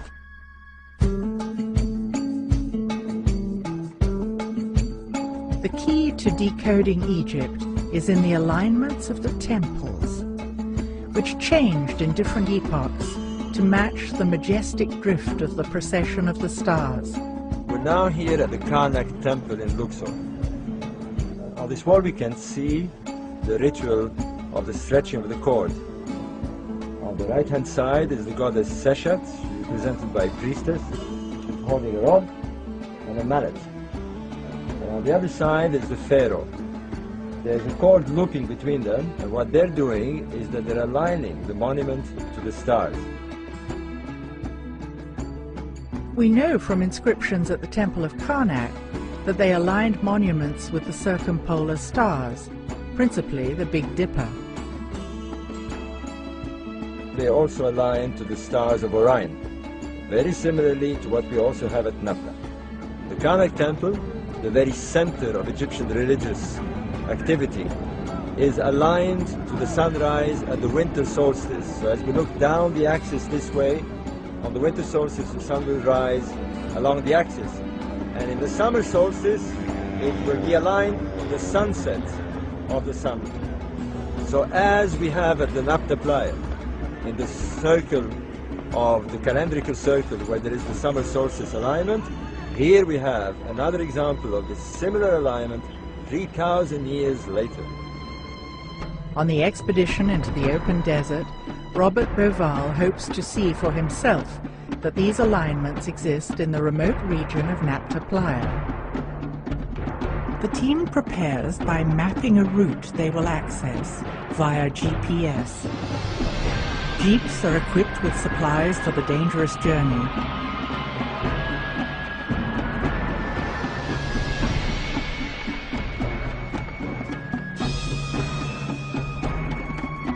The team arrives at the first stop on their journey through history.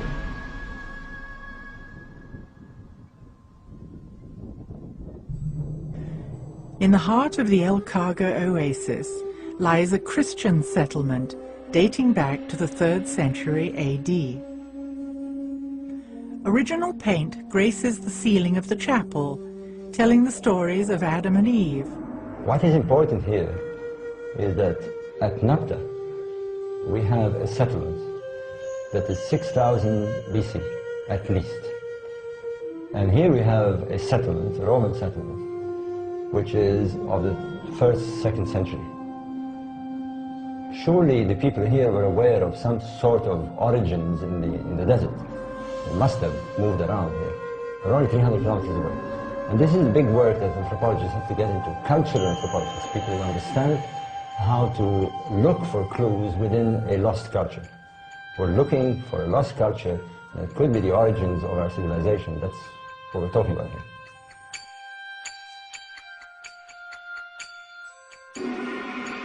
Off in the distance, the Christian settlement can be seen. In the valley below, we can see the old riverbed of the Nile, which has migrated over 60 kilometers to the east. How many thousands of years would it take to wind back the geological time clock to when the Nile flowed here? The Nile we know there was here. Before we didn't know. Do you realize what this is? Almost surely the ideas of these people, their beliefs, the way they look at the stars, the way they look at the sun, the way they buried people, comes from here to influence the pharaonic civilization. Imagine 2,000 years ago. It was a Roman garrison with centurions walking about, and priests, and Roman ladies in carriages. And it's amazing to think that this was like this. People have been here for thousands of years. I mean, we know that. But now you're going to show us caves, you're going to show us prehistoric caves, where there are drawings that tell us that people were here even longer than we thought. Maybe 10, maybe 15,000 years ago. And that's incredible.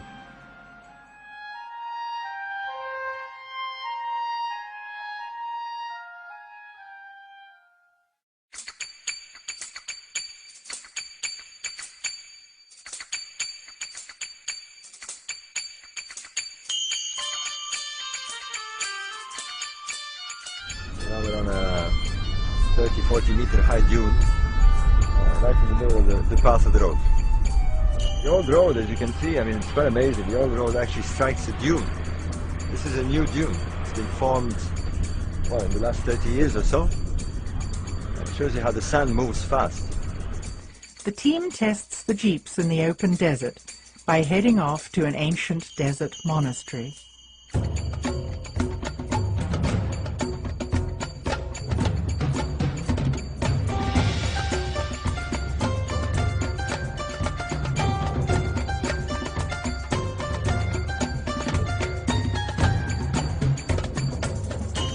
Along the way, the team stumbles across a large outcropping of stone, with obvious layers of stratification.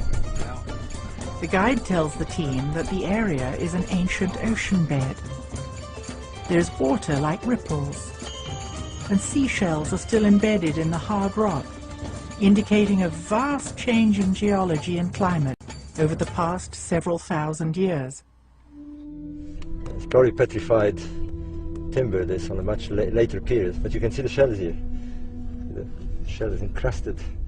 They're millions of years old. We're walking on terrain that is millions of years old.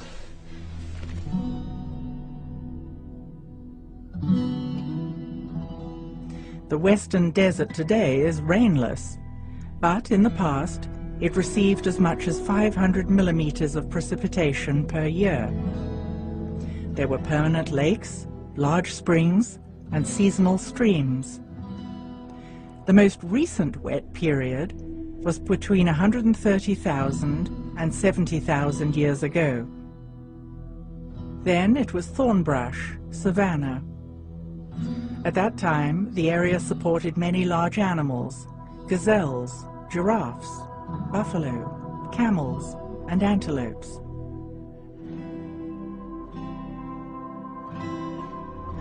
After that period, it was hyper-arid until 12 or 13,000 BC. Before 12,000 years ago, the summer tropical monsoons reached southern Egypt. Precipitation was limited and fell mostly during the summer months. It was sufficient to support small animals and cattle. The small animals could live off the dew. The climate resulted in highly mobile human populations. There are ancient cave paintings in a remote location that may provide clues to human settlements from the distant past. Is this crucial evidence being protected by Egyptian authorities? It's terrible. Terrible. It's priceless. It's priceless. Priceless prehistoric evidence. Look here. Look here. What's this, a dog or a gazelle? A man. You see the man here? He's wearing pharaonic clothes. It's terrible. With scribbles all over. I mean, the evidence that we're looking for is being destroyed by irresponsible people who are coming here. The site is unprotected. And the irony is that people who are responsible are prevented from coming here and driven crazy with licenses and papers. Look here. Oh, there's a beautiful Hatorian cow. Look at this. I mean, this is an artist. This is not a primitive carver.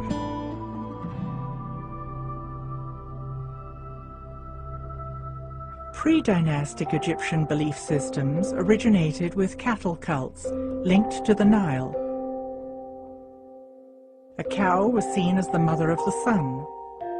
Cattle were deified and were considered earthly representatives of the gods. An enduring ideology with Hathor as the center figure. Images of bulls were shown with depictions of stars, and this dates to before pre-dynastic Egypt. Cattle pastoralists were in the Sahara several thousand years before pre-dynastic Egypt. Gilf Kebir, which means large plateau, is another large ceremonial center a further 600 kilometers west, near the borders of Libya, the Sudan, and Egypt. The Cave of the Swimmers, made famous by the movie The English Patient, is located here. Prehistoric rock art shows people and their cattle. Since Gilf Kebir is 600 kilometers away, it seems as though cattle cults were prevalent throughout North Africa in ancient times. Could this be another clue that the nomadic tribes were connected? Could they have influenced the ancient Egyptians? Arriving at the monastery, we can see it has never been accessible by road. Once occupied by Christians, it lies upon an ancient camel trail 40 days from its closest neighboring site.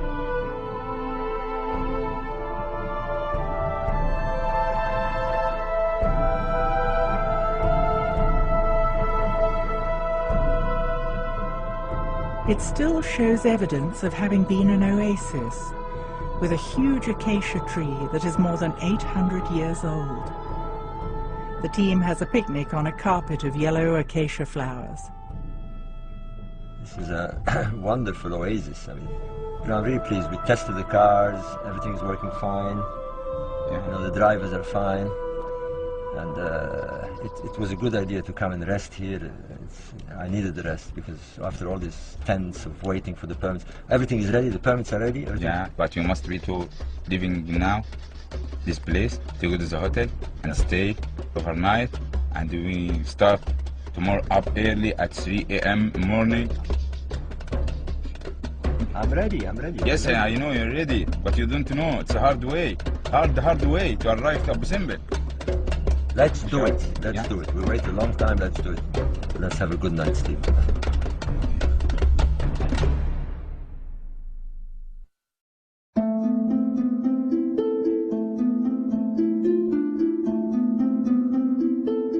The team gets an early start, armed with long-awaited permits granted by the Supreme Council of Antiquities and the Egyptian army. They will enter the dangerous region of the Western Desert, to the south of El Khaga Oasis. Well, after days of waiting and of uncertainty, we're finally on the road. We've got the permit, and we're ready to go out in the desert to Nabta.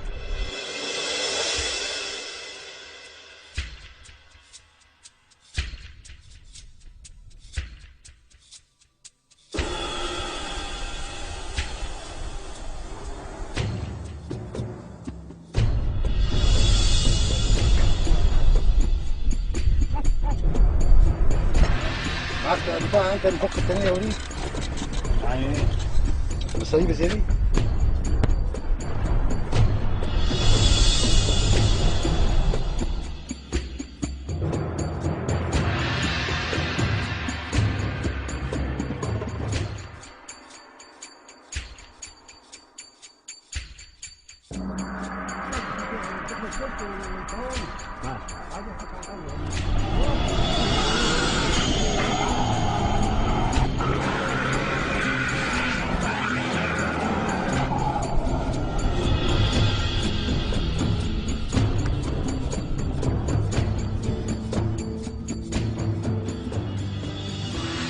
After driving south for hours along an old road covered by occasional sand dunes, there is nervousness in the air.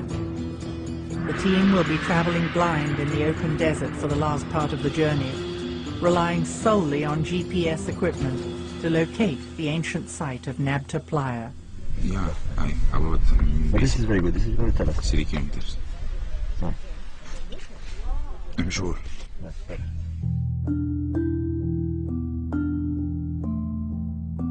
What clues will be uncovered at Nabta Playa? How have these influences drifted across the African continent? More than 3,000 kilometers further west, in Mali, there is a living culture with a surprisingly similar worldview to that of the ancient Egyptians. The Dogon live in Mali, largely in isolation. Studies of the Dogon culture mirror the ideology of the ancient Egyptians with uncanny precision. I realized through my Dogon studies that there were relationships between Dogon words and Egyptian words, and I noticed that Dogon drawings turned up as glyphs in those Egyptian words. Laird Scranton's radical reinterpretation of Egyptian hieroglyphs came directly from his studies of Dogon cosmological symbols. Their priests use cosmological drawings, symbols they have used for thousands of years. While it is impossible to ask the ancient Egyptians to explain their beliefs, Dogon priests can explain their cosmology and how their symbols are written and pronounced. The Dogon lay things out in such detail that it's like having the teacher's copy of the manual of the book, you know, you're studying, with the answers to the questions written down in the back. You can go to a Dogon priest, or you can go to the anthropological studies that were taken in relation to the Dogon priests, and they flat out tell you what their symbol means and what they're, what they're trying to talk about.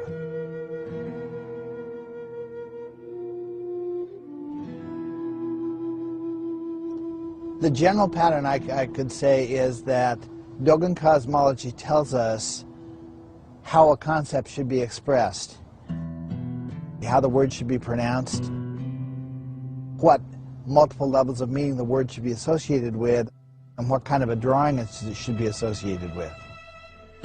That predicts for us what we ought to find in Egypt.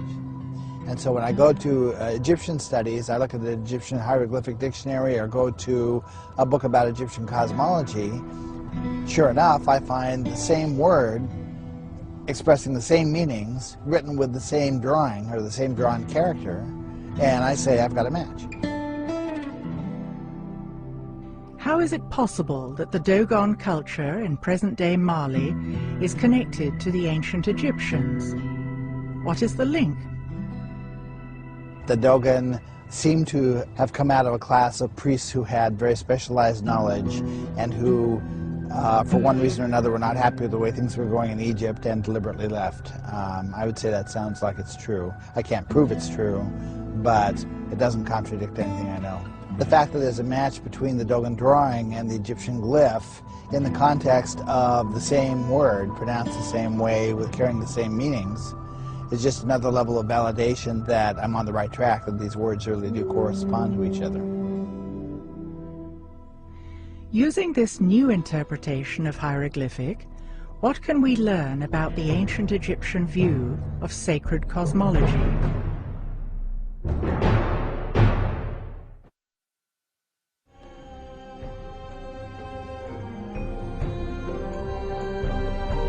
I had some concerns originally as I began writing some of the books about what right did I have to be revealing secrets that have been kept for 3,000 years.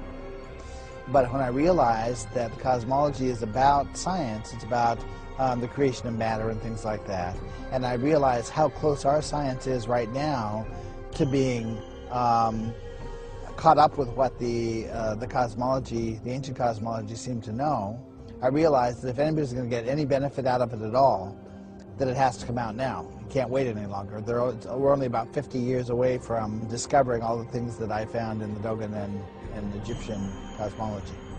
Is it possible the ancient Egyptian cosmology was more advanced than today's science? I'd say there is information in the ancient cosmology that would be a benefit to the string theorists and to the modern cosmologists if they'd pay attention to it. I think the Dogon and the Egyptians explain to us how it is that a mere act of perception can cause the wave-like behavior of matter to turn into particles, which the scientists don't know. When you ask Stephen Hawking how many fundamental particles there are, he says more than 200. If you ask a Dogon priest, he says 266. Science is on the verge of understanding things that ancient civilizations seemed to know long ago. How is this possible?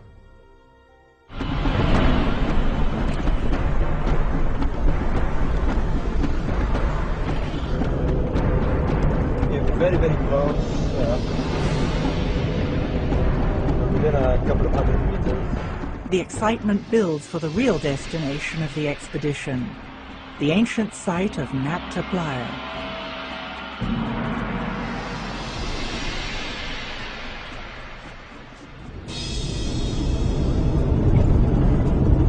Is that it? Yeah.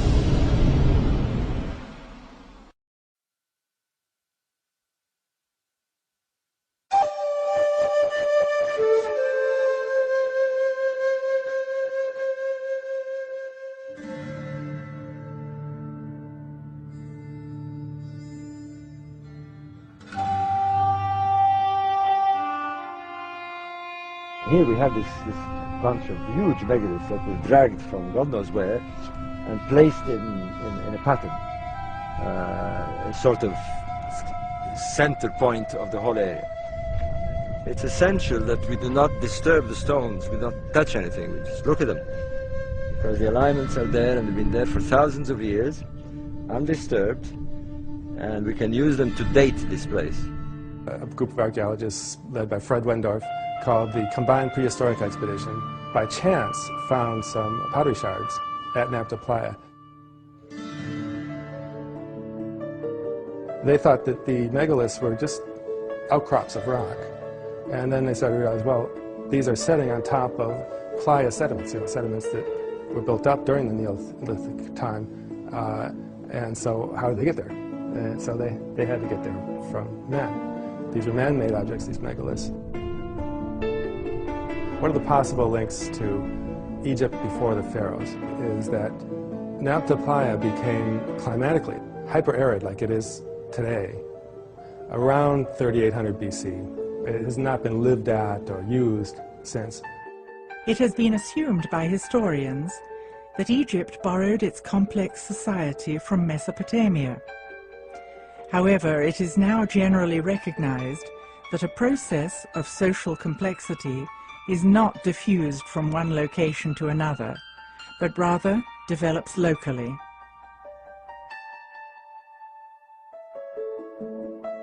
(3400 BC is when you see pre-dynastic cultures building up on the Nile Valley, just 100 kilometers east of Nabta Playa.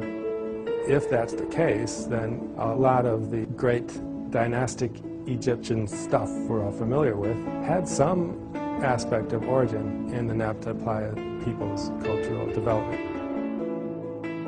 Dr. Nicole Dweck is an Egyptologist who lectures at the British Museum and at the Metropolitan Museum in New York. By strange coincidence, she happened to be at Nabta Playa on the same day as our team. From what I understand from her, she also believes that this could be the source of Egyptian civilization. This is just amazing. I've wanted to come here since the first publications came out. What are the odds of meeting on the same day? None. Okay. The coincidences for me are astonishing. I mean, last year, the same people, we went to Gilf Kebir and the Wenat. We spent 2 days roaming around Karkotal and looking at the graffiti and, you know, all the bovids and the cattle and the people moving around with their animals. And it's the same dates as here. These people had what today we would call a calendar. They used the position of the sun to mark the specific days of the year, and the main stations of the year, of course, are the summer solstice, the winter solstice, and the two equinoxes. No doubt, they tracked the sun through the year, and therefore they had a calendar. This structure may not appear significant above ground. Looking beneath the surface reveals an enigma. These complex structures are the most enigmatic remaining aspects of Nabta Playa. When they excavated the central one, the largest one, underneath the surface, down in the Playa sediments, the Playa sediments were about 10 feet deep. They found this megalithic sculpture. Some people call it the cow stone. It has perhaps a vague resemblance to a cow, but it also seems maybe to have an astronomical meaning because it's in this astronomical complex. And then underneath the sculpted stone, on the bedrock, underneath all the sediments that were laid down earlier, they found another sculpture, sculpted out of the living bedrock, and sort of like the Sphinx is sculpted out of the bedrock. The bedrock sculpture was carved, and sediment filled it in over thousands of years. Then the cow stone was carved and placed there, and then sediment filled it in again. We are looking at 3 subsurface layers of sediment. This is a clue to the extreme age of Nabta Playa.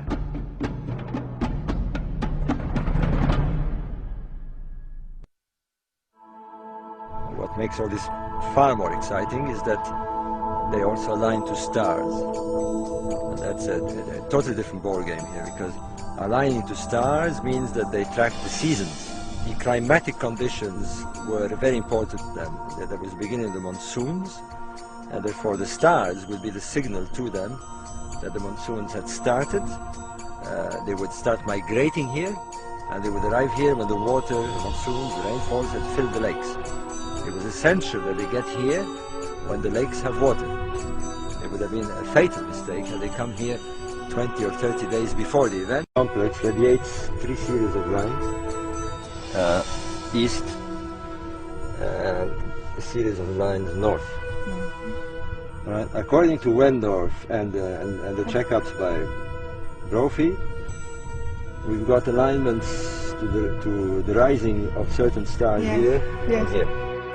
A double alignment of blocks, 250 meters long, points to the brightest stars in the belt of Orion.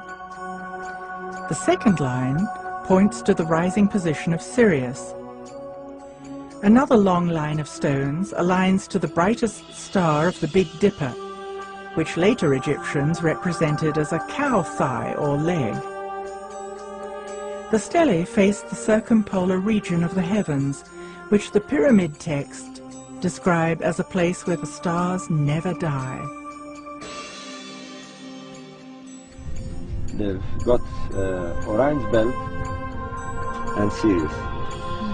What's interesting is that they seem to be tracking them, not just a line in two, but they seem to be tracking them over the movement over a long period of time. So they knew the stars moved, and they knew that the sun moved the same every year on an annual cycle. Maybe the whole ceremonial complex has something to do with the age of Gemini and transition to the age of Taurus. The constellation of Taurus is represented by a bull. If we are talking about the transition to the age of Taurus, was the symbolism of cows in ancient Egypt connected to the nomadic cattle cults prevalent in the area? So astronomy is telling us that there's a link. Now we need the anthropologists and the Egyptologists to find that link. The problem is that most of these disciplines are so entrenched in their own little world that it's very difficult to move people one side or the other. And I mean, I don't know how it is in the United States, but in Britain, everyone is in his own little world, and people who deal with text won't talk to people who deal with sites in the same discipline. It's becoming more than obvious now. I think it is. That there are connections. Of course there are. And they're very, very important connections, because there are no other answers, for the moment anyway. And this is as good as any. Yeah. Better.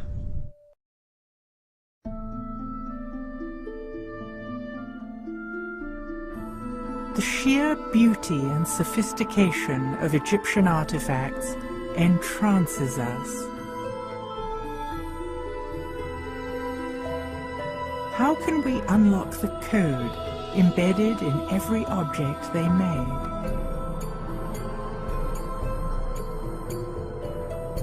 How does the symbolism in Egyptian art illuminate their cultural values?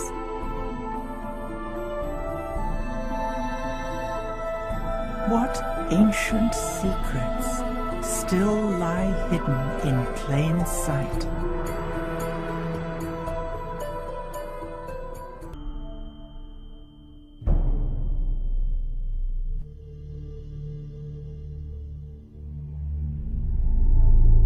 Our understanding of ancient Egyptian culture is limited. Looking at the artifacts left behind by the ancients, it is obvious that they had different values, customs, and beliefs from ours today.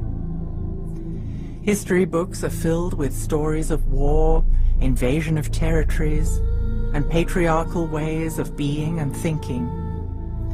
Yet it seems that ancient Egypt enjoyed long periods of peace and prosperity, and a profound connection with nature and spirit. Is there a way to understand the shift? So what we refer to as history that began some 6,000 years ago is really the advent of a different style of social organization that's typified by hierarchies of dominance, warring deities, warring mythologies, and control systems.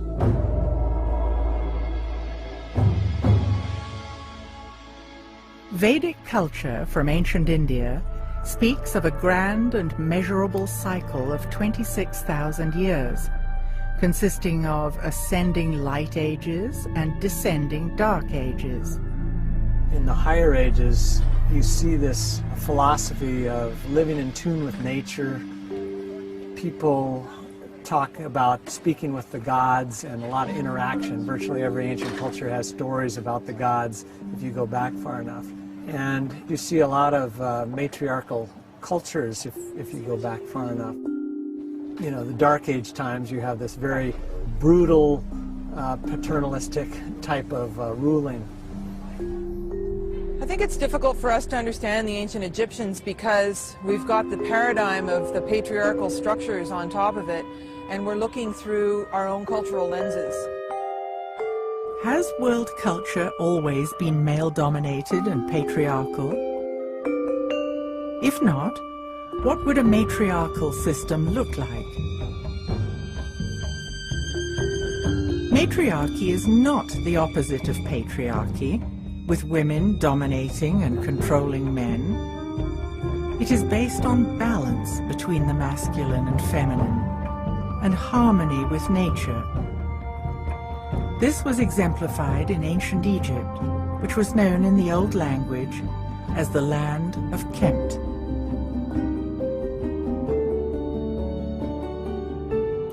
Hakim Awiyan received teachings about the Comitian people in the distant past. The ancient life system in Egypt here. The Comitian tradition being passed down through the mother. Mother is the teacher, not the father like patriarchy system. This is matriarchy. She is the goddess. She is everything in the house. Based on the countless artifacts that show the high status of the feminine, it seems that women had the same status as men, if not a higher status. In the museum, you have statues. You notice that the woman put the arm around the man's shoulder. And that shows, are they equal? No. Woman was the upper head in the family. When she put her arm around the man's shoulder, she's saying, this is mine. You also see that the sculpture in the old days put the feminine wig on a man's head when he promoted more to a woman than a man. Men's wigs were layered in different lengths, like steps.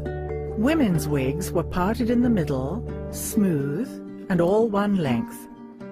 When a man wore a woman's wig, it was an indication that he had high status.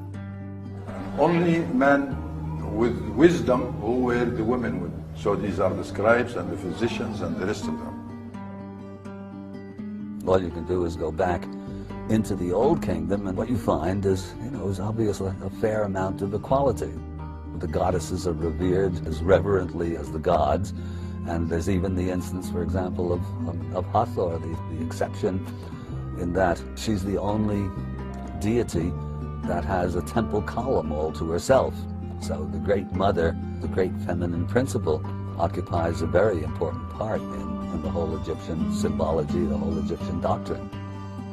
There's absolutely no doubt about that. Women could own property at as much rights as the men. They could divorce as easily as the men. Of all the known sophisticated civilizations that we have access to, probably women were better off in Egypt than they were anywhere else. Perhaps we are looking at ancient Egypt from a patriarchal viewpoint. We should let the symbolism in the artifacts tell their own story. The frescoes we see lining temple walls in Egypt and on stone slabs in museums around the world each tell their own story. We see the same images repeated again and again in Egyptian art. By learning to decode these symbols, we can look back in time, peeling back the layers of patriarchy that cloud our understanding of ancient history. Then we can begin to decipher the messages that the ancients left us. You have to accept that we're dealing with a period that occurred at least 5,000 years ago. And the little we know of it comes from archaic texts that were written in a very occult and esoteric manner. They weren't meant for you and me. The secrets of the ancient Egyptians were not for the commoners.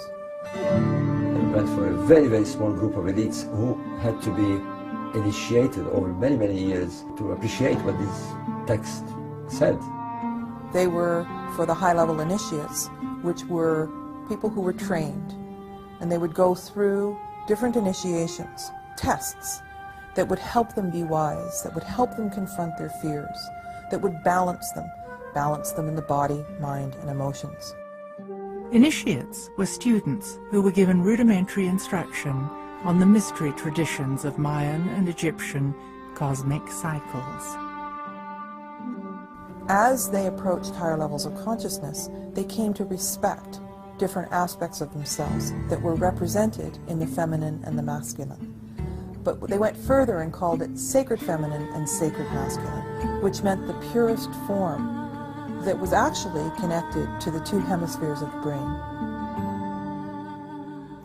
Feminine consciousness corresponds to the right hemisphere of the brain and the left side of the body. In contrast, masculine consciousness corresponds to the left side of the brain and the right side of the body. Patriarchal consciousness focuses on history, linear time, dogma, rationality, waking reality, and science. Matriarchal consciousness focuses on eternity, cycles of time, ritual, magic, altered states, and art. If we examine the art, we can see the characters almost always have one foot slightly forward. In some instances, they take a big step forward. In each scene, the goddess has her left foot slightly. The pharaoh, however, takes a large step with his right foot. This shows that he is grounded in the masculine. Similarly, we often see images with two left hands. It has been suggested that this is just a stylistic convention, but we should not impose our ideas on Egyptian art. Left hands suggest giving, while right hands suggest taking. In our culture, we've practically erased the feminine in favor of the masculine. Reading, writing, and arithmetic. Art, music isn't as important. And our society is completely unbalanced because of it. The ancients knew that you could not achieve high states of consciousness without these being in balance. And so they revered the pure qualities of either. And so when we say sacred feminine and sacred masculine, this was the highest form of respect, so that the female would have both feminine and masculine balanced within her, and the male would have both feminine and masculine balanced within him. Balance between the sacred feminine and the sacred masculine runs deep in Egyptian symbolism. We see gods and goddesses carrying a crook, a flail, and a staff in various combinations. The crook represents the balance of the emotions. The flail symbolizes the balance of the mind, and the staff depicts the balance of the body. Once balance of the body, the mind, and the emotions was achieved, consciousness could develop. Notice the staff always has the head of a bird and a forked base. The staff never touches the ground. This indicates that we are spiritual beings having an earth experience. We are incarnated here, but our souls can go beyond the earthly plane. Egyptian temples were places where spiritual work was done. An arch with a winged disc is always found at the entrance to temples. The winged disc depicts a vulture and a snake. Snake been taken as a symbol of masculine, and the vulture is feminine. The feminine and the masculine had to be in balance. The lower self was to surrender to the higher self in order to enter the sacred space. This meant that the ego of the everyday world had to step aside, while the higher self connected with cosmic energy. Vulture can fly, snake can't fly, but both have the same glands. System of life is based on glands. The glands were the most important features of the human being. One of the most misunderstood functions of the human body today is our glandular or endocrine system. Glands secrete hormones that trigger reproduction. Fertility and procreation had high value in Egyptian ideology. The ancients were very much in tune with how the energy systems in the body, or the chakras, as the East Indians would talk about them, were connected to the glands. Ancient teachings speak of 7 energy centers in the body called chakras. Parallels occur between the concepts of chakras, or energy centers in the body, and our glands. It appears they are 2 ways of describing the same thing, through spirituality and through science.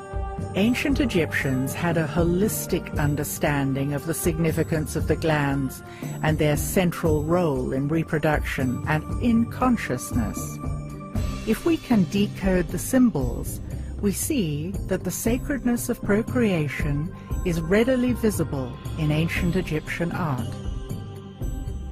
When you see a boy or a man, you see a kind of a bottle on his head.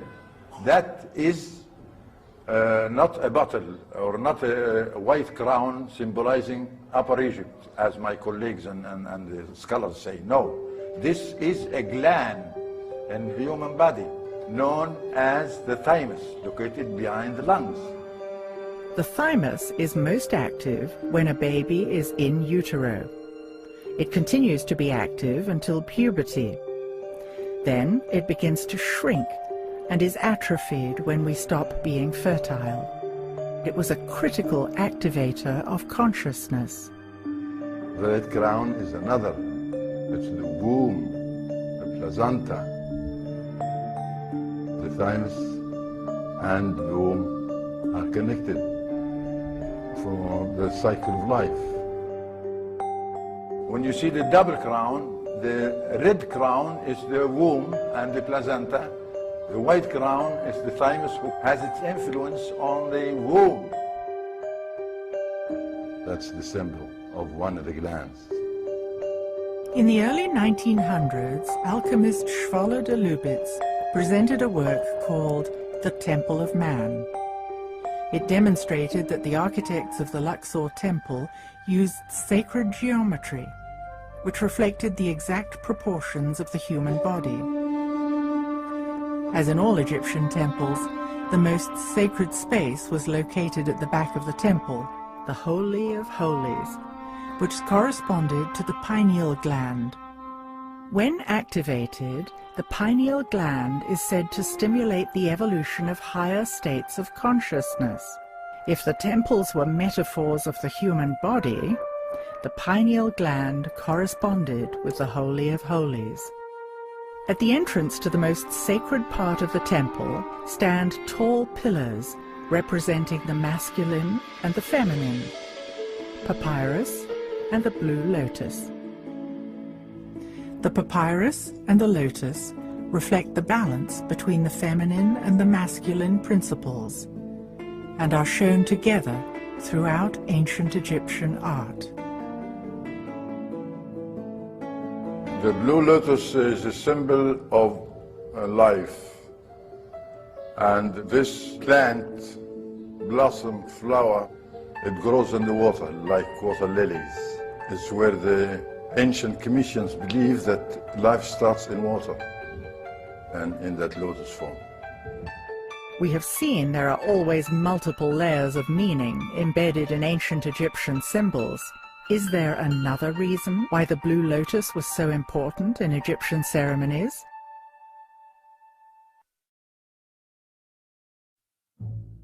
In ancient Egyptian art, we see countless instances of part animal, part human forms.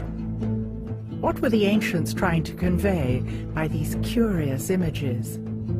There's a technical term for such creatures that anthropologists use. They call them therianthropes, and that's from the Greek therion, which means wild beast, and anthropos, which means man. They're combinations of beast and man. It's not an accident that all of the gods of Egypt are therianthropic. They have, of course, fully human forms, but in most cases they also have forms that are part animal and part human. So you may consider Horus the head of a hawk and the body of a man.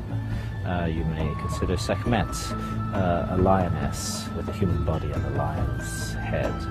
Or Anubis, of course, the guide of souls, who is part jackal and part human. Egypt isn't the only place where these half-animal, half-human images have been found. Half a world away, we find clues to decode these mysterious symbols. Throughout the Amazon today, shamans working with the powerful visionary brew ayahuasca, a combination of two plants. Very frequently they will, after their visions, when they return to the normal, alert, problem-solving state of consciousness, they will actually sit down and, recollecting what they saw in the visionary state, will paint and draw the images that they saw. And the most common motif of these ayahuasca visions is the therianthrope, creatures that are part animal and part human in form. This specific characteristic of the ancient Egyptian gods is one of the things that tells me that our ancient Egyptian ancestors were using altered states of consciousness to explore the realms of spirit. Again, we see images of blue lotuses. Is there another, less obvious interpretation of this symbol? Altering of consciousness has been done by a variety of different methods and techniques, most commonly in shamanistic cultures, still to this day. It's done by using hallucinogenic plants, which, as it were, switch the receiver wavelength of the brain and allow us to tune in to other realities. Of course, there are a range of non-drug techniques, rhythmic dancing, certain kinds of music, certain kinds of spaces have an effect on human consciousness.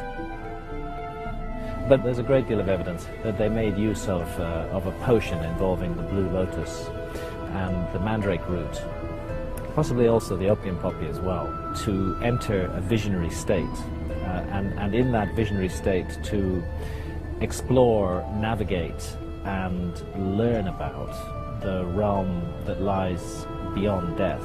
And they had very concrete and specific ideas about this, which are expressed in the ancient Egyptian books of the dead, going right back to the pyramid texts. This was not a work of imagination on the part of the priests. This was a work of documentation, of their out-of-body exploration of realms that lie beyond the merely physical. Is it possible for us to learn to access other realms today? Can we expand our capacity to perceive? Do we need new ways to describe these phenomena? If I come today and say, I saw you in my dream, you're going to ask me, what did you see? Then I say the dream. Now, did I show you? The verb see is not there, because I did see you in my dream, but not with my eyes, because I was asleep. So how did that happen? There must be a sense put all this vision to me without my eyes. But I still, when I speak, limit vocabularities to say, I saw you in my dream. No, I didn't see you. But there's no other way to say it. Could the ancients have mastered innate human abilities that we have forgotten? You can't tell if that bird on the tree is happy or frightened from a cat. Yeah? You can't tell that the donkey is annoyed or happy by the vibration, the sound. And that's what we want us to notice, the sound. It's not the word you said, it's how being said. You can tell if this vibration, the truth or not truth. It's natural. Healthy people, they use all the senses, the full capacity of senses. The five senses, as we know them today, were symbolized by the scarab. And when you see, the scarab, you are looking at a human skull, divided in three sides, three sections. The front head, symbolized by ancient people as seven openers. 2, 4, 6, 7. That is the front head. And these are the receivers. You see with, you hear with, you taste with, you know, everything. On the left side is the consciousness side, and that is the daily deeds digested every moment you look at things. But the other side is the subconsciousness side, something you are unable to explain what's going on. It seems clear that the ancients knew about the subconscious mind. They had the power to reach beyond the senses, something we began to be aware of with the writings of Freud and the advent of psychology in the early 1900s. Don't compare people of today like the people of the ancient days. The people of ancient days were healthy. They able to use the senses. We looking at things as a crippled people. We only have 5 senses. We're supposed to have 360 senses. 360, and only 5 is recognized. We got the glands of the sense, but we didn't use it. And any muscles you don't use, it shrinks. Obviously.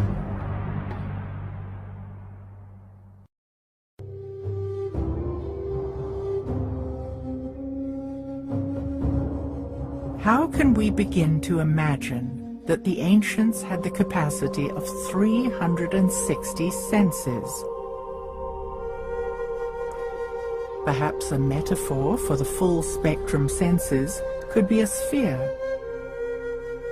Is it possible for us to move beyond our 5 senses today? Our 5 familiar senses have been evolved by evolution to connect us to the physical and material realm.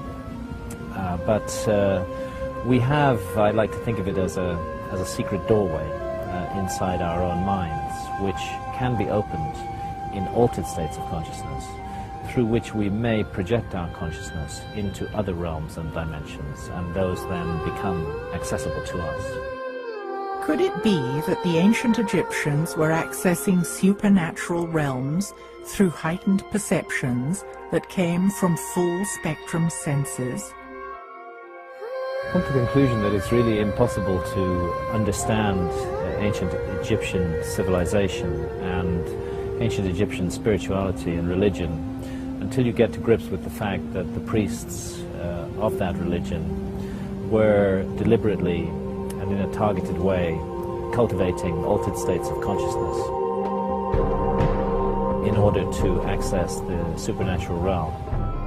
They know what shamans all over the world still know today, that in the alert, problem-solving state of consciousness that is particularly valued by Western industrial society, you are not going to have supernatural or spiritual experiences of any kind. It doesn't mean that the supernatural and spirit realms are not there, because they are. They are all around us all the time. But our senses cannot tune into that. It seems that the ancients must have been tuned into something that allowed them to build sacred structures using monumental architecture. Today, we consider ourselves to be highly educated, yet engineers are at a loss when they try to build even a small pyramid. Has our system of education diverted us from what was common knowledge in ancient times? There were no schools and universities like what we have today. We've been influenced by this system of teaching. Today we think it's a relative life that no education, they haven't been to school, and how can they build a pyramid? They don't know figures, how can they do this? But we don't know that the senses we have make the impossible possible. The impossible to us, which based on ignorance, make it possible. Because knowing is a very great power, just to know.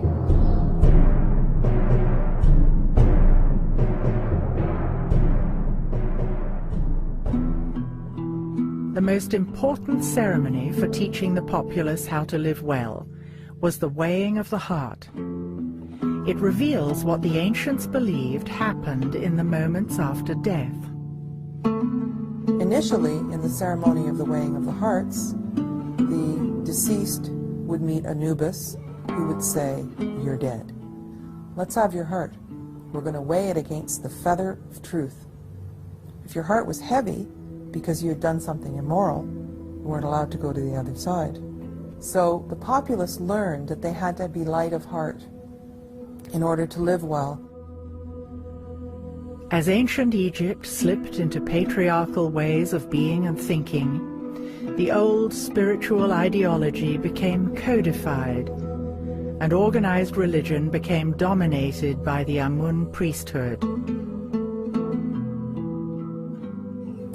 The Amun priesthood had a lot of power, and they were in a position to have people pay for their salvation. It used to be that your heart was weighed against a feather of truth, but in later pictures of the ceremony of the weighing of the heart, you'll see Horus holding onto the scale, and you could pay the priesthood for Shakti dolls, and the more of them you had, the more likelihood you could buy the lightness of heart instead of being. Well, this is a fundamental change in terms of how to live well.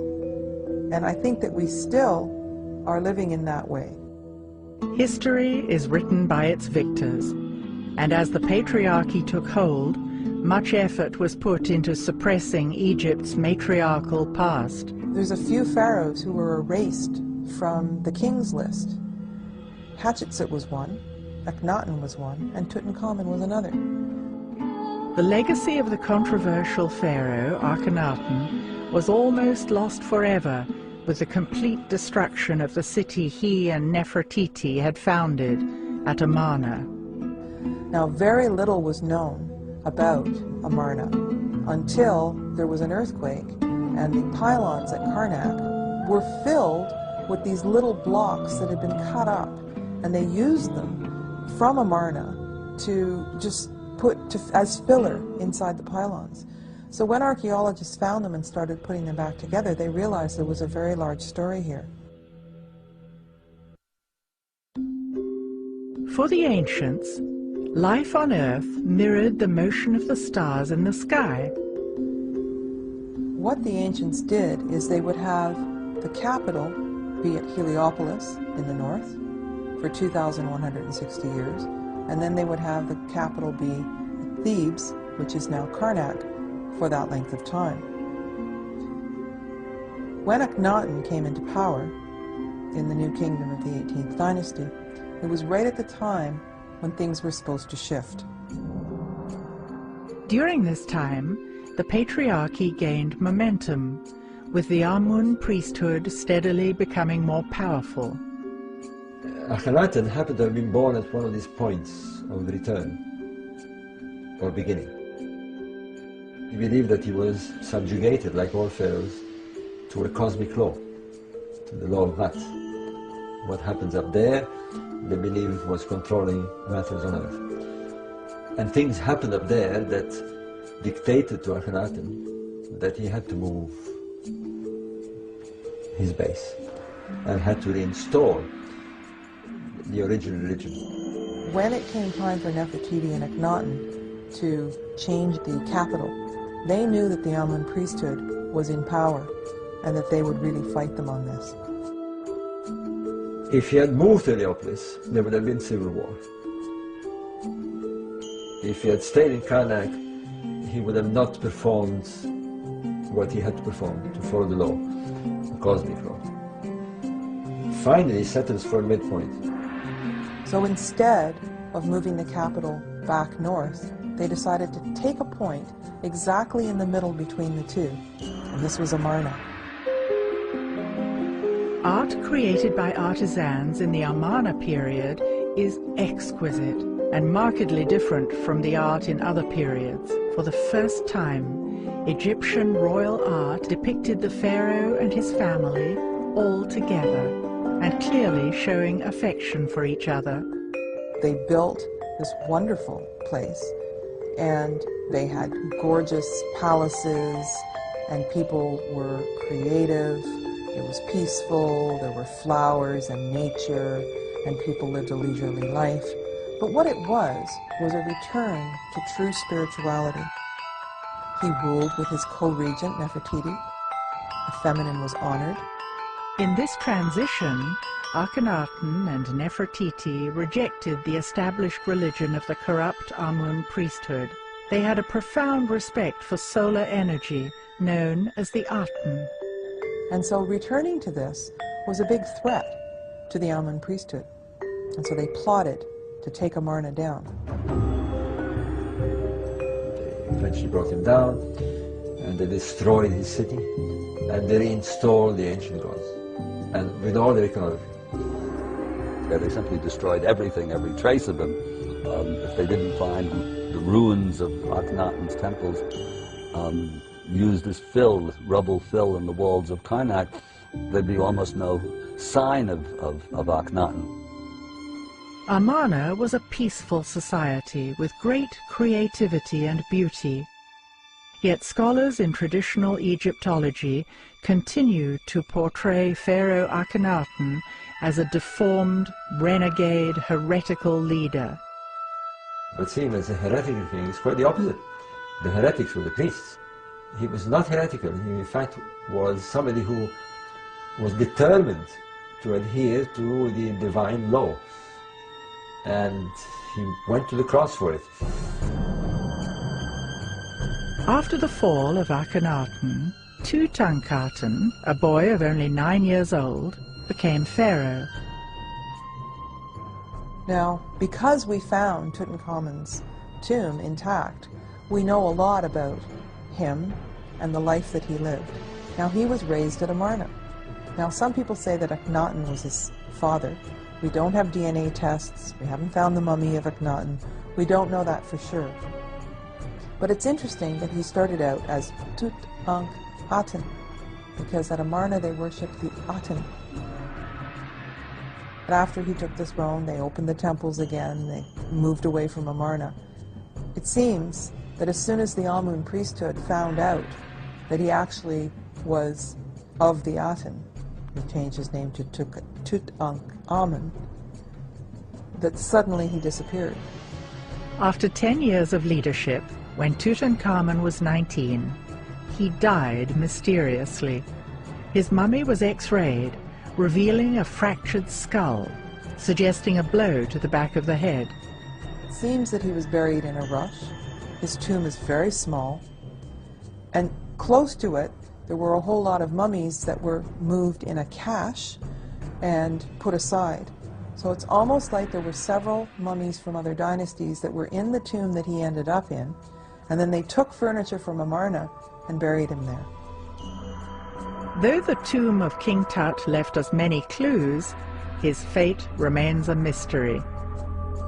Another casualty of the patriarchal retelling of history is the story of Queen Hatshepsut. Hatshepsut came earlier in the 18th dynasty. She started out by being a queen, and then she became pharaoh.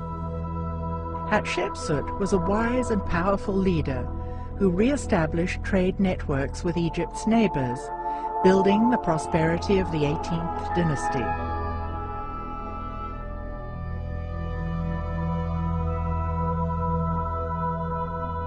She was certainly ruling for a long time at a period of tremendous peace and prosperity. The artwork was never better than under her reign. Had she been male, she would likely have been remembered in history books as the best ruler of Egypt. Regardless of her success as a leader, she is still an enigma. There has been much controversy about Hatshepsut. It could be due to the patriarchy having little tolerance of images of an empowered woman. No one seems to agree on who the real Hatshepsut was.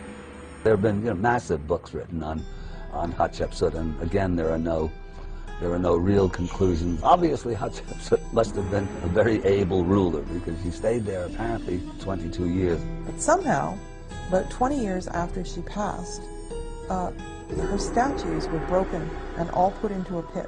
When they found them, they started putting them back together.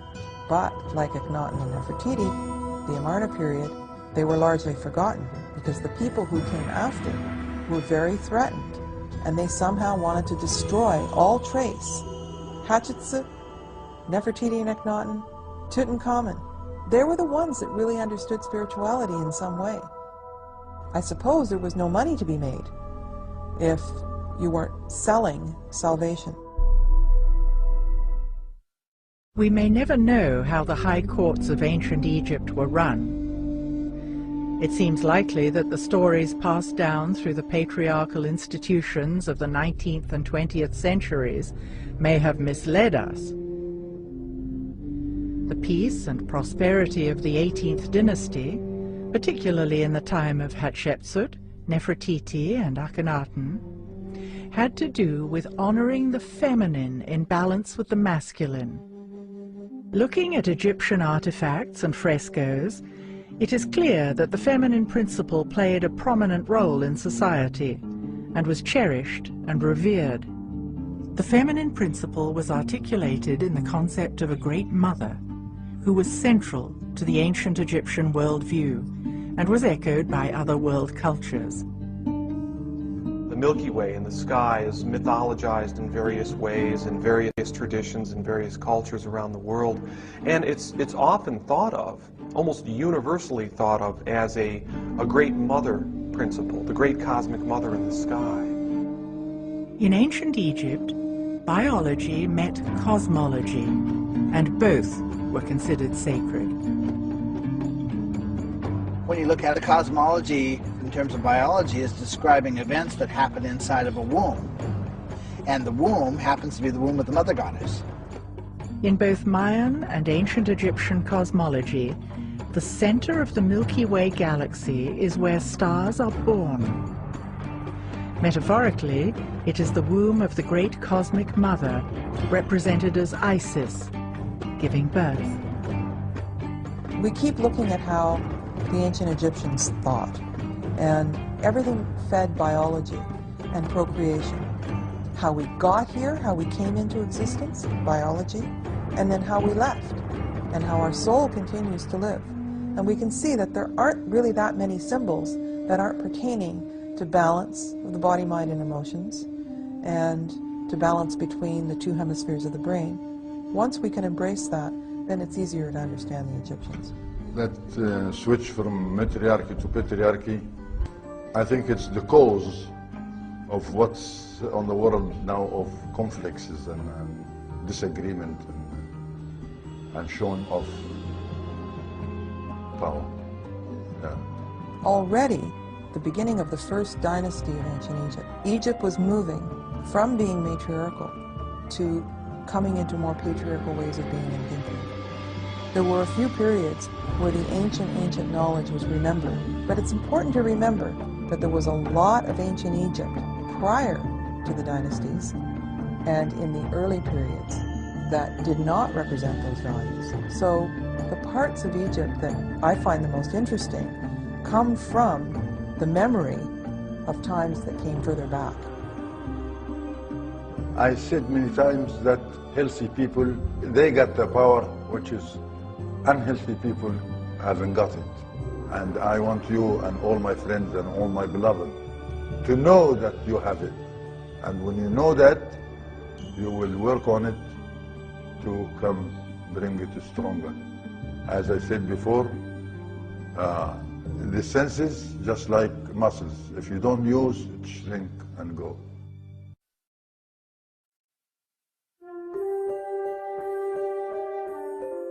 We have been taught to think of Egypt as a civilization whose golden age occurred 2,000 or 3,000 years before Christ.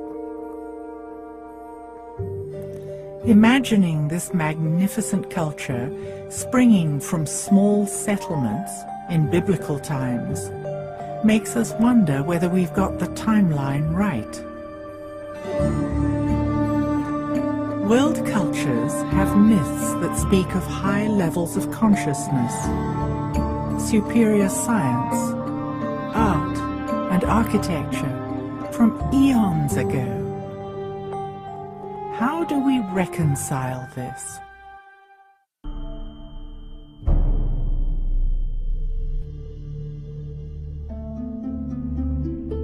We are trapped in our own concept of time, but many cultures think on a vastly different scale. Science has established that the earliest human remains are about 2.5 million years old. It has shifted our marker back, so that now we are able to conceive of human culture being much, much older. In Indian traditions, and in 30 other cultures, a 26,000-year cycle is accepted. How does that affect the traditional chronology of Egypt, which insists that the pyramids were constructed as recently as 2450 BC? Will this force the issue of rethinking the chronology of ancient Egypt? Every year, authors, scientists, and alternative thinkers come together for the Conference on Precession and Ancient Knowledge. They share ideas about ancient cultures, lost knowledge, and great cycles of time. I started the Conference on Precession and Ancient Knowledge because I wanted to bring together the bright minds in this whole field of alternative history so we can put this very ancient puzzle back together again. Geologists, physicists, engineers, and archaeoastronomers discuss the accepted dating of world history. I'm convinced that there is a misunderstanding about the tenets of Egyptian civilization. And I'm convinced that there is misunderstanding about its datings. To me as a geologist, it's unquestionable that the chronology has to be redone. Knowledge of precession and advanced astronomy existed in extremely distant times.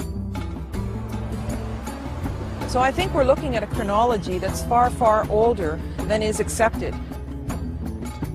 By integrating recent scientific discoveries in different disciplines, they define a new timeline of our past. The Egyptians provided us with concrete evidence that describes political events from a far more distant past than we can imagine. Why has this been overlooked? The Egyptians themselves, in at least one stone tablet, the Palermo stone, and one papyrus, the Turin papyrus, they say that ancient Egypt is much, much older than the Egyptologists think it is. So to dismiss that is, of course, an assumption that contemporary Egyptologists know a lot more about ancient Egyptian history than ancient Egyptians do, which is a form of typical arrogance on the part of the academic community. So why do we consider civilization to be only about 6,000 years old? Is it because of our limited imagination, or is there another reason? Modern scholars tend to minimize the age because it fits better with the current paradigm of history. You know, the current paradigm is 5,000 years ago, man was hunter-gatherer. He had to have writing before he could build large structures or civilizations. He came together to protect himself from other warring parties and things like this. And so, for example, in Corral, Peru, when they found that amazing six-pyramid structure down there, they assumed it was built by the Incas, because that's only 500 years ago, and Incas built most of South America. Well, when they got this very good carbon dating that shows it's 4,700 years old, it really blows a hole in current history theory. Generally, the academic community is just sort of silent about it right now because they don't have any good ideas with the current theories of history. A cross-disciplinary approach helps us to put hard evidence and theory together to reach a greater understanding. If we consider the data coming from astronomy, geology, astrology, and climatology, we can arrive at new conclusions about the chronology of ancient Egypt. We have two sciences that are playing with it. We have astronomy, we have geology. With the pyramids, we have a much more precise science. They've aligned the monuments. And they have the religious ideas locked to the machinery of the sky and the constellations and the sun and so forth. So we can use that with high precision and arrive at a date. How does this information affect the dating of the Great Pyramid? Was it really built when Egyptologists say it was? The traditional date for the Great Pyramid is about 2550 or so BC, you know, give or take. I mean, people argue about the dates, and some people want to date it down to a particular year. I think that's a precision that's not justified whatsoever. I like to use the metaphor of painting a house. If you painted your house last in 2003, that doesn't mean your house was built in 2003. So I subscribe to the notion that there was probably quite a lot of work done on the Great Pyramid in 2450 BC, but that it probably was built quite a bit earlier than that. There's something very threatening about changing the dates because it takes us out of the patriarchal era. But I think that there was a whole world of Egypt that existed in matriarchal times, and I think the evidence is quite strong for that.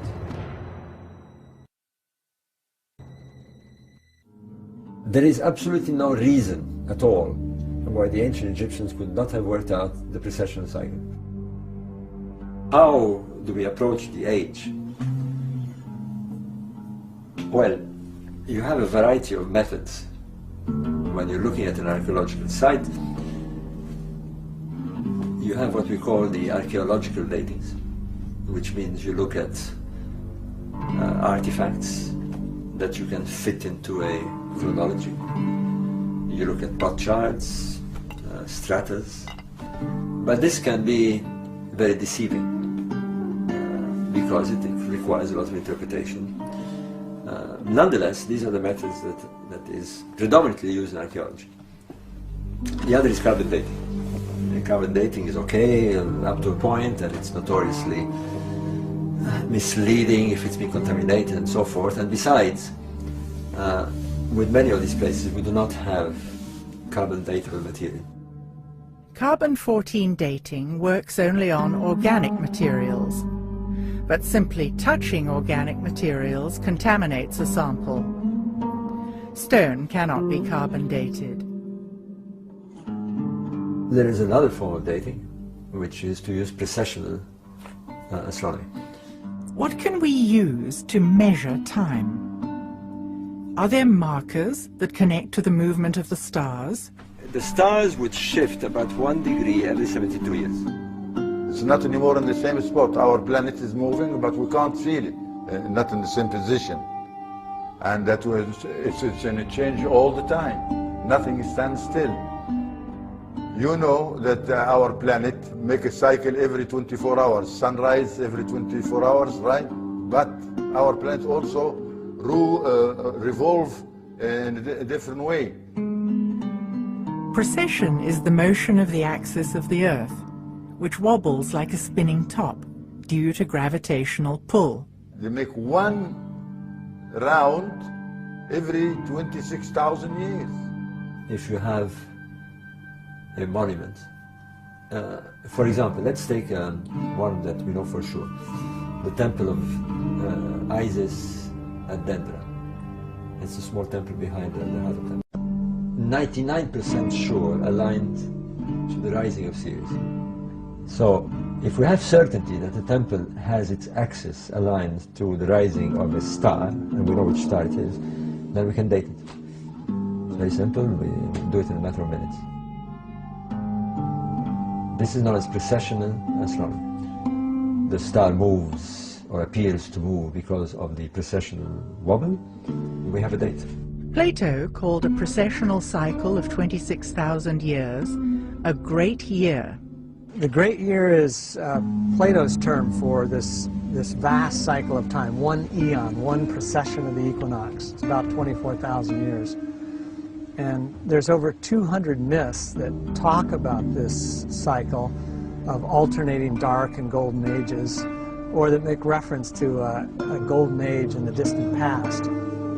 30 different cultures have passed down these myths from time to time, and they all related to the movement of the stars, which we know today as precession. Even Sir Isaac Newton himself wrote a book on it, trying to match history to each of the constellations of the zodiac, and it was wiped out by the Darwinian evolution paradigm, which came along, you know, less than 200 years ago, where it became unacceptable to admit that a culture that lived long, long before us might know something that we don't know.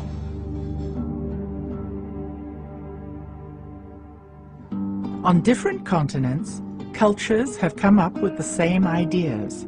There's a certain science of cycles that's embedded into the World Age doctrine of the Maya. You find it nicely paralleled in Egyptian ideas, as well as the Hindu World Age doctrine known as the Yugas. And it's somewhat counterintuitive to what we've learned in our own Western education, that it's referred to as the myth of progress, that human beings today are in all ways superior to human beings that came before. It's simply not true. Cycles go through periods of increase and periods of decrease. Mayan daykeepers are descendants of the ancient Mayan people and monitor the sacred calendar. Each day has certain qualities and gods. Daykeepers follow the movement of planets, eclipses, and astrological alignments. They are often trained shamans who do divination ceremonies, giving daily and monthly forecasts. The Maya calendar is really interesting because it's based on a lunar rhythm. And the core building block of the sacred calendar is this 260-day cycle. Maya daykeepers today will offer as an explanation for this that it corresponds to the human gestation period. It's roughly 9 months. So all human beings share this primal rhythm of unfolding based upon the lunar cycle. And that's a real interesting key to what you might say, the Mayan time philosophy. There are many ways of dividing time. Solar cycles, lunar cycles, and larger cycles of time. The Mayans devised their long count calendar, which combines a cycle of 20 named days with another cycle of 13 numbers to produce 260 unique days. Each of the 20 days is linked to a different god in Mayan mythology. The Great Cycle started in 3114 BC and ends in December 2012. Well, the long count calendar is the most interesting calendar that the Maya had devised. This is of great interest in our times because this large cycle in the long count calendar, this period of 13 Baktuns, ends in 2012.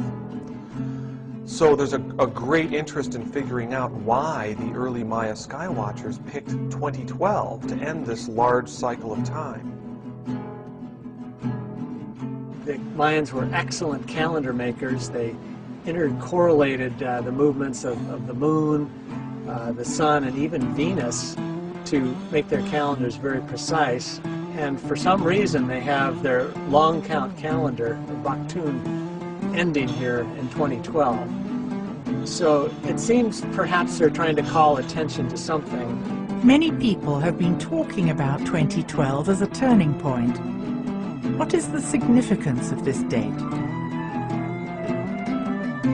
In the years around 2012, the December solstice sun will be lining up with the center of our Milky Way galaxy. This is a rare alignment in the great cycle of the precession of the equinoxes, this 26,000-year cycle.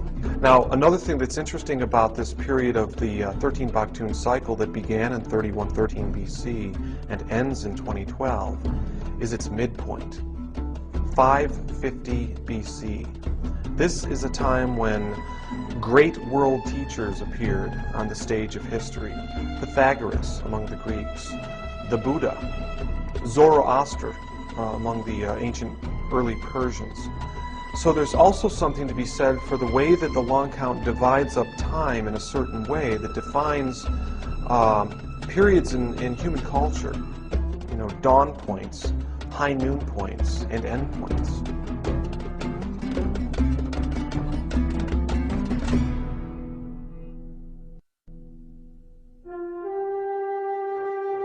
A carved stone, or stela, describing the long count calendar, was discovered at Ixapa in Mexico.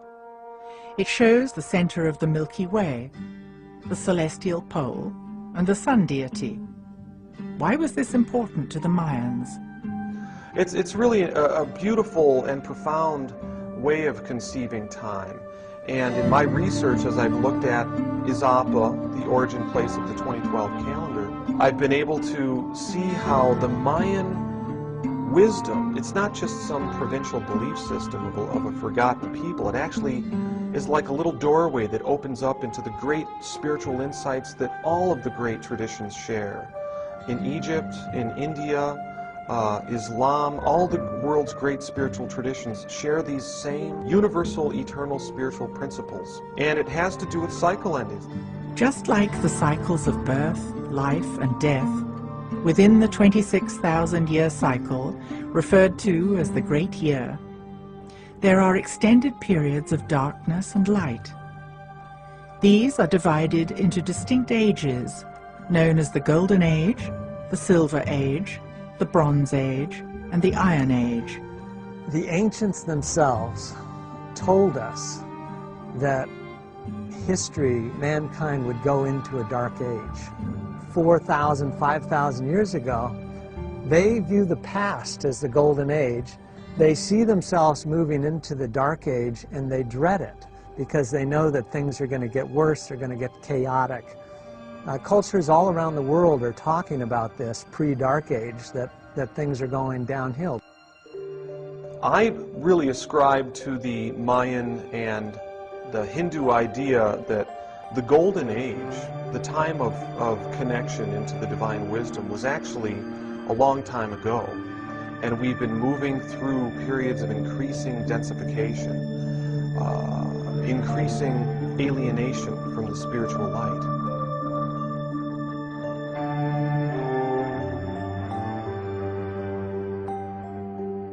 Golden Ages are times of enlightenment, when civilizations reach high points in architecture, spirituality, and benevolence.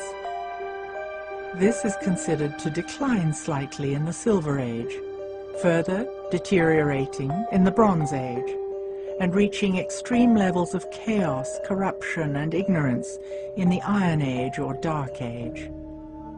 Then the cycle works its way back up to the next Golden Age. One of the ways to measure the 26,000-year Yuga cycles is through the ages of the zodiac, which the ancient Egyptians clearly understood. The origin of the zodiacal signs is a very good question, actually, and probably impossible to determine. The only one of the signs that vaguely looks like what it's supposed to is Leo the Lion. The stars making up Virgo definitely don't look like a virgin, whatever a virgin looks like these days. And the other signs are equally mysterious, the crab, the bull, etc., etc. Knowledge of precession and advanced astronomy existed in extremely distant times.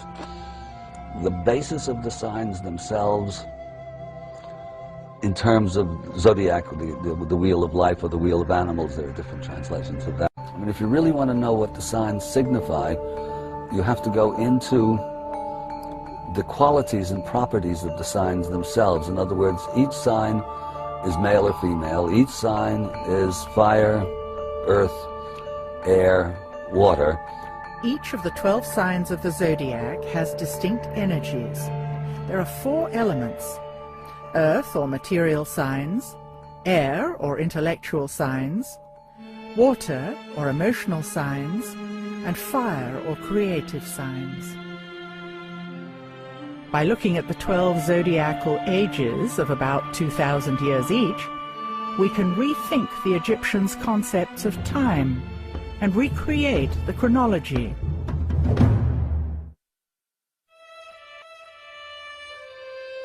There's a gap in our historical record. The Palermo stone and the Turin papyrus are evidence from the Egyptians themselves and convey information from rulers far back in Egyptian history. And they give the regnal years and the name of each of these rulers. And when you compute all of those names and put the numbers together, you get a date somewhere around 36,000 BC. At the same time, roughly, that 34,000 year date corresponds to the Vedas of India, the Vedic civilization of India, which also gives a date which, when you work it out, comes out to something like 40,000 years before our current era. So we have two great sophisticated civilizations that have documented their own belief that their civilization started back around that kind of time.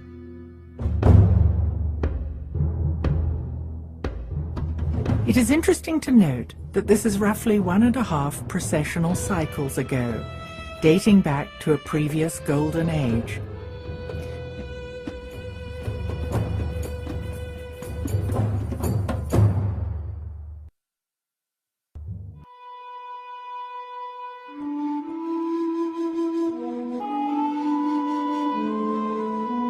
The Sphinx, with its lion body, screams out as a Leo symbol, as a marker for an age of Leo. The last age of Leo had its ingress at around 10,500 BC. So that's the date favored by Graham and by Robert Bauval. I'm hesitant to accept that date myself because the last ice age comes to a catastrophic end somewhere around 11,500 BC. I mean, it certainly followed, and this is known, there are the quaternary extinctions. All the mammoths and the woolly rhinoceroses die all over the world. Siberia, which was temperate, becomes tundra and Arctic. North America, which was under a couple of miles of ice sheet, melts, and all that water goes into the sea. The sea rises 300 feet over the course of a couple of thousand years, but in stages, and some of those stages very precipitous, maybe corresponding to the biblical flood and possibly Plato's Atlantis myth. So under these circumstances, which are catastrophic the world over, to me, it seems unlikely that the Sphinx and the pyramids, which presuppose a settled and stable and sophisticated society, could have built those amazing structures under those kinds of conditions. So that leaves anything before 10,500 BC, but I like the idea of the Leo symbolism. So the next age of Leo back is 26,000 years earlier, and that puts it back at around 36,000 BC, which, outrageous as it sounds, by a process of exclusion, turns out to be maybe less outrageous because there are big problems with those other later dates. Looking at the weathering on the Sphinx and the Sphinx enclosure, that weathering was clearly formed by runoff from precipitation. It is indeed water weathering and precipitation induced, so it has to have been done in the distant past, and the question then is, how distant was that past? It could take tens of thousands of years for the Nile to have migrated 8 miles. Can we use this evidence to redate these monuments? When you look at geology, you can see that the riverbed has migrated all the way from the west, beyond 50 kilometers to the west. Then it passed across the plateau, and you can see that the ancient riverbed actually went right up to the pyramids, and the initiates could have stepped right off these barges up onto the causeways into the pyramids. Now, if you look, the Nile is a full 8 miles to the east, and it's the dividing point between Cairo and Giza. And so if we look at geological time, it would take several tens of thousands of years in order for the Nile to make that migration. We can compare that to places like Tiahuanaco in Bolivia that almost certainly was on the edge of Lake Titicaca, and now it's 50 miles away. So it changes the whole idea of how ancient these places could have been. How many thousands of years does it take for a river to make this huge journey? The oases of El Khaga and Fayoum run parallel to the Nile today, but 100 kilometers west. It seems that the river migrated all the way from here to its current course. Evidence of ancient human settlements has been found in the area that is now desert, but once had water. At these locations are stone circles, indicating a knowledge of astronomy. What does it tell us about the distant past? What can we conclude about the dating of the pyramids and the Sphinx? All I can really say at this point, given the data I have, is that I think it has to be at least back to 5000 BC. Could it be older? In fact, might it well be older? Yes. Generally, if sort of pressed for dates, I'll say my best estimate is somewhere in the period of 7000 to 5000 BC. So that's really a working range that I'm comfortable with.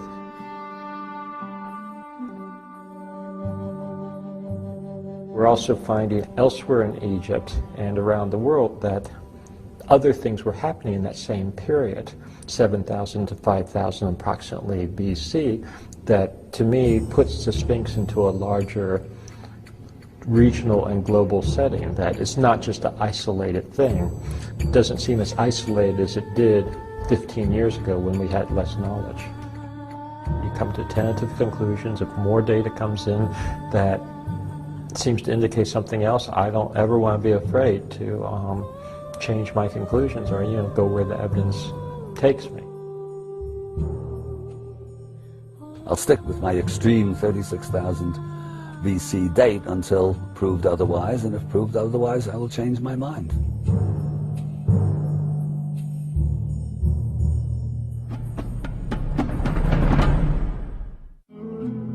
How can we tie the concept of the Yuga or Vedic cycles into something more concrete that we can recognize in our own history?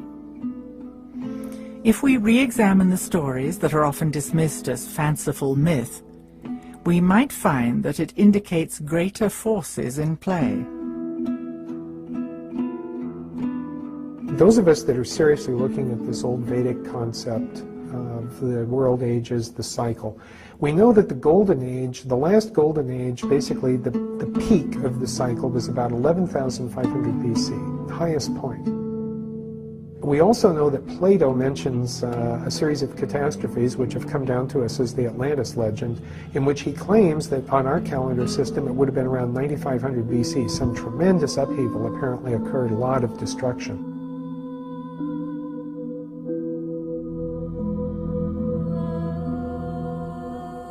Isn't it also possible that for all of those maybe several thousand years, whatever those catastrophes were so cataclysmic that even with that Silver Age or Golden Age consciousness, they weren't fully able to recover?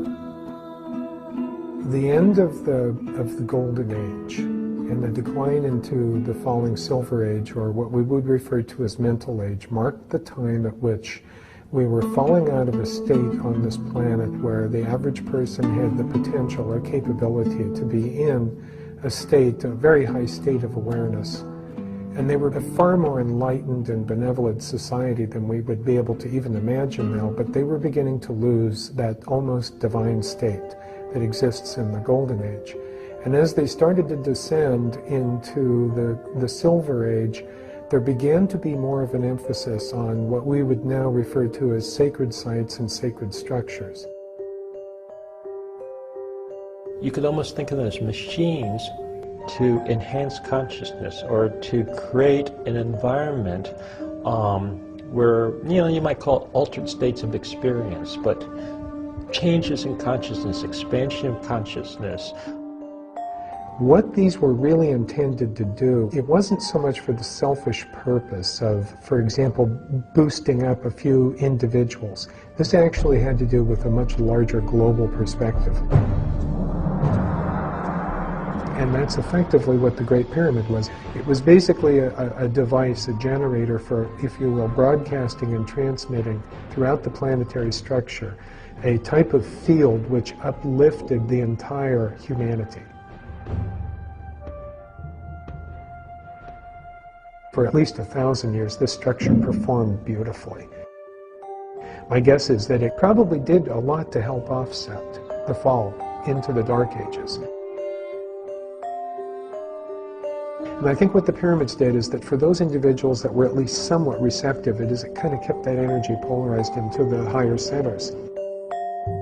This is very real, and I think this is very important. It's like great art or great spiritual insight, expansion of consciousness.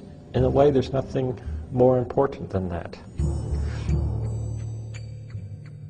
It couldn't do it forever because eventually Mother Nature is going to win out, and this cycle is part of nature. It's as much a part of the natural world as day and night are. We have the ability to grasp those electromagnetic forces and the more fundamental forces that underlie those, who basically prop up humanity for a while using the system. Now the pyramids only have a very direct effect if you're close to them, which is the way it is in this age. You know, if we go stand in the pyramid, we might feel an effect like that. But I suspect thousands of years ago, you didn't have to be near it. I think it was probably a global effect.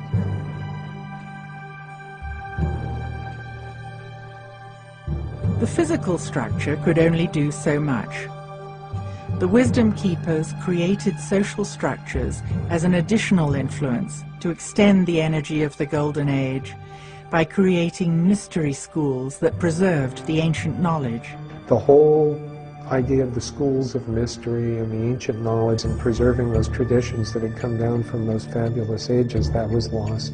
And then eventually it was ridiculed, and then finally it had to go underground because people would either actively burn those texts or, you know, persecute the people who had that belief system. And I think at that point we were in the Dark Ages.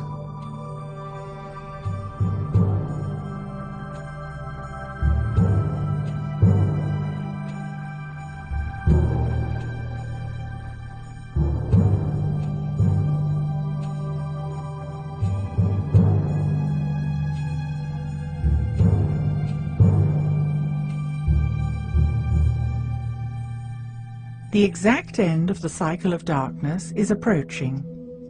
Each winter solstice before 2012, our sun comes into close alignment with the galactic center.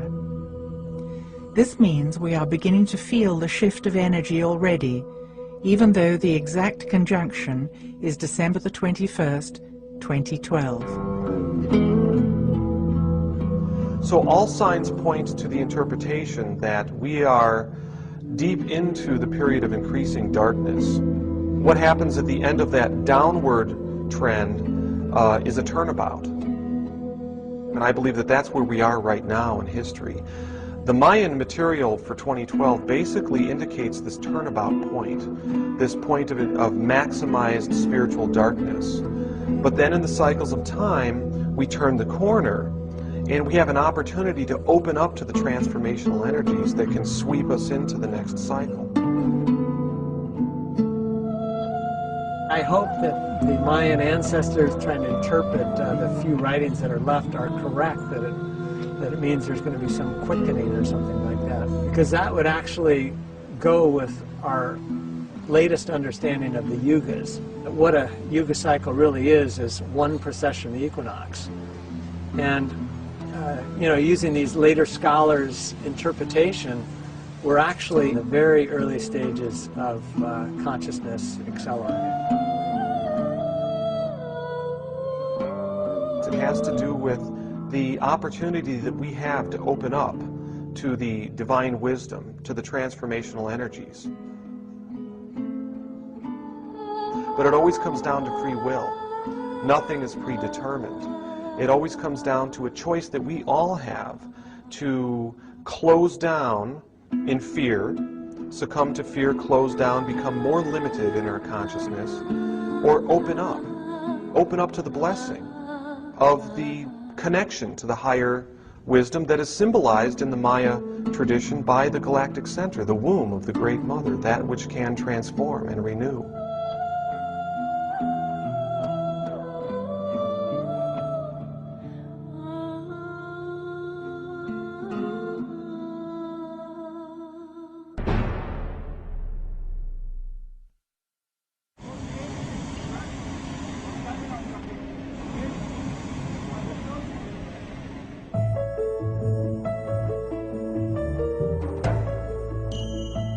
Could the ancients have had it right? Perhaps we should consider that we too can return to high levels of consciousness, heightened perception, and inspired creativity. It would serve us well to embrace nature and to protect the planet's environment.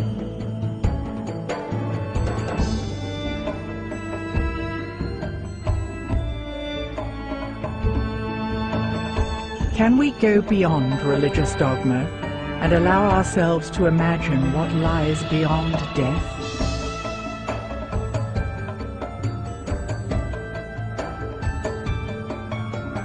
How would humanity change if, instead of material wealth, consciousness was our highest value?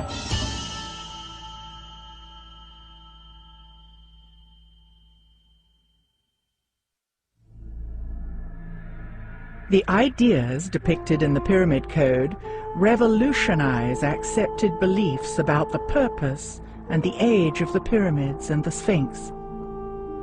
Clearly not tombs, these ancient structures may have been used to access and transmit a type of energy that affects human consciousness. We have seen concrete evidence of high-level technology with laser-cut crystals, polished black basalt floors, and curious and sophisticated instruments, including those that generated energy from sound and light. Looking at the old riverbed, it seems clear that the Nile has migrated over time, and that it once flowed to the east of the pyramids. The ancient Egyptians built temples using sacred geometry corresponding to cavities in the human body. They had a profound belief in the significance of the stars and how the patterns of the constellations corresponded to our place in the cosmos.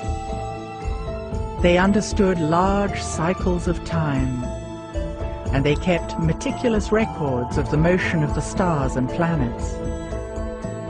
The ancients had a deep respect for the sacred feminine principle and the importance of balancing the sacred masculine and the sacred feminine. From pre-dynastic to dynastic times, the ancients maintained a deep reverence for nature. They were astonishingly creative and artistic.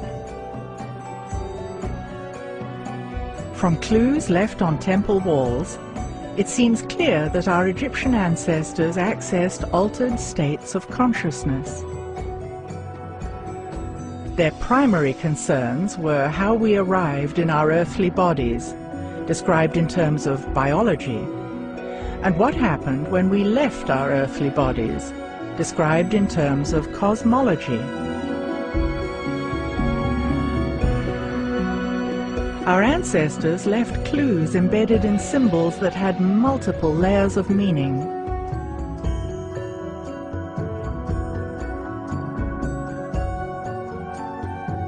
They were empowered humans, using the full capacity of their senses.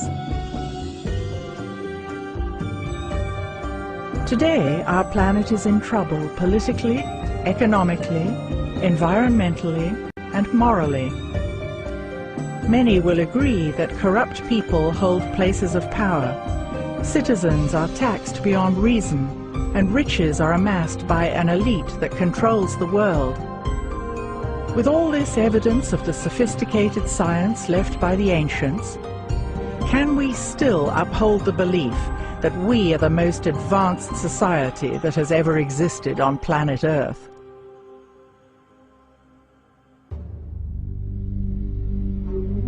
Is today's test-driven education system effective? Instead of rote memorization of facts, what would happen if today's youth were taught to expand their capacity to know?